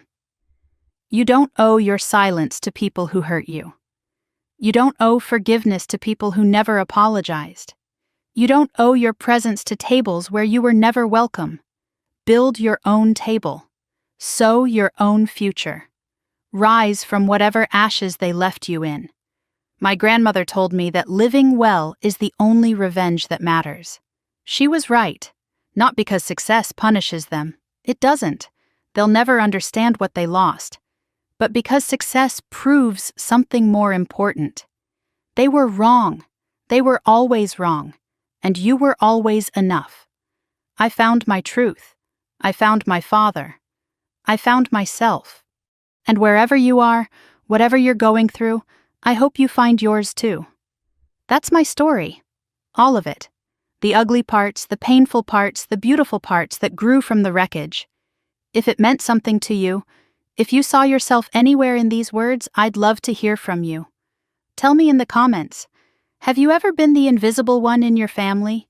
Have you ever had to build something in secret because the people around you wouldn't understand? Have you ever had to choose between the family you were born into and the person you were meant to become? And if you know someone who needs to hear this story, a friend, a sister, a daughter who's been told she's not enough, please share it with them. Sometimes knowing we're not alone is the first step toward rising. If you want more stories like this one, stories about survival, about truth, about finding yourself when everyone else has given up on you, hit that subscribe button and stay with me. I promise there are more phoenixes out there, and I'm going to keep telling their stories. Thank you for staying with me until the end. Thank you for listening. Thank you for believing that invisible daughters can become something extraordinary. And to my grandmother, wherever you are, I lived, Grandma. Just like you told me to.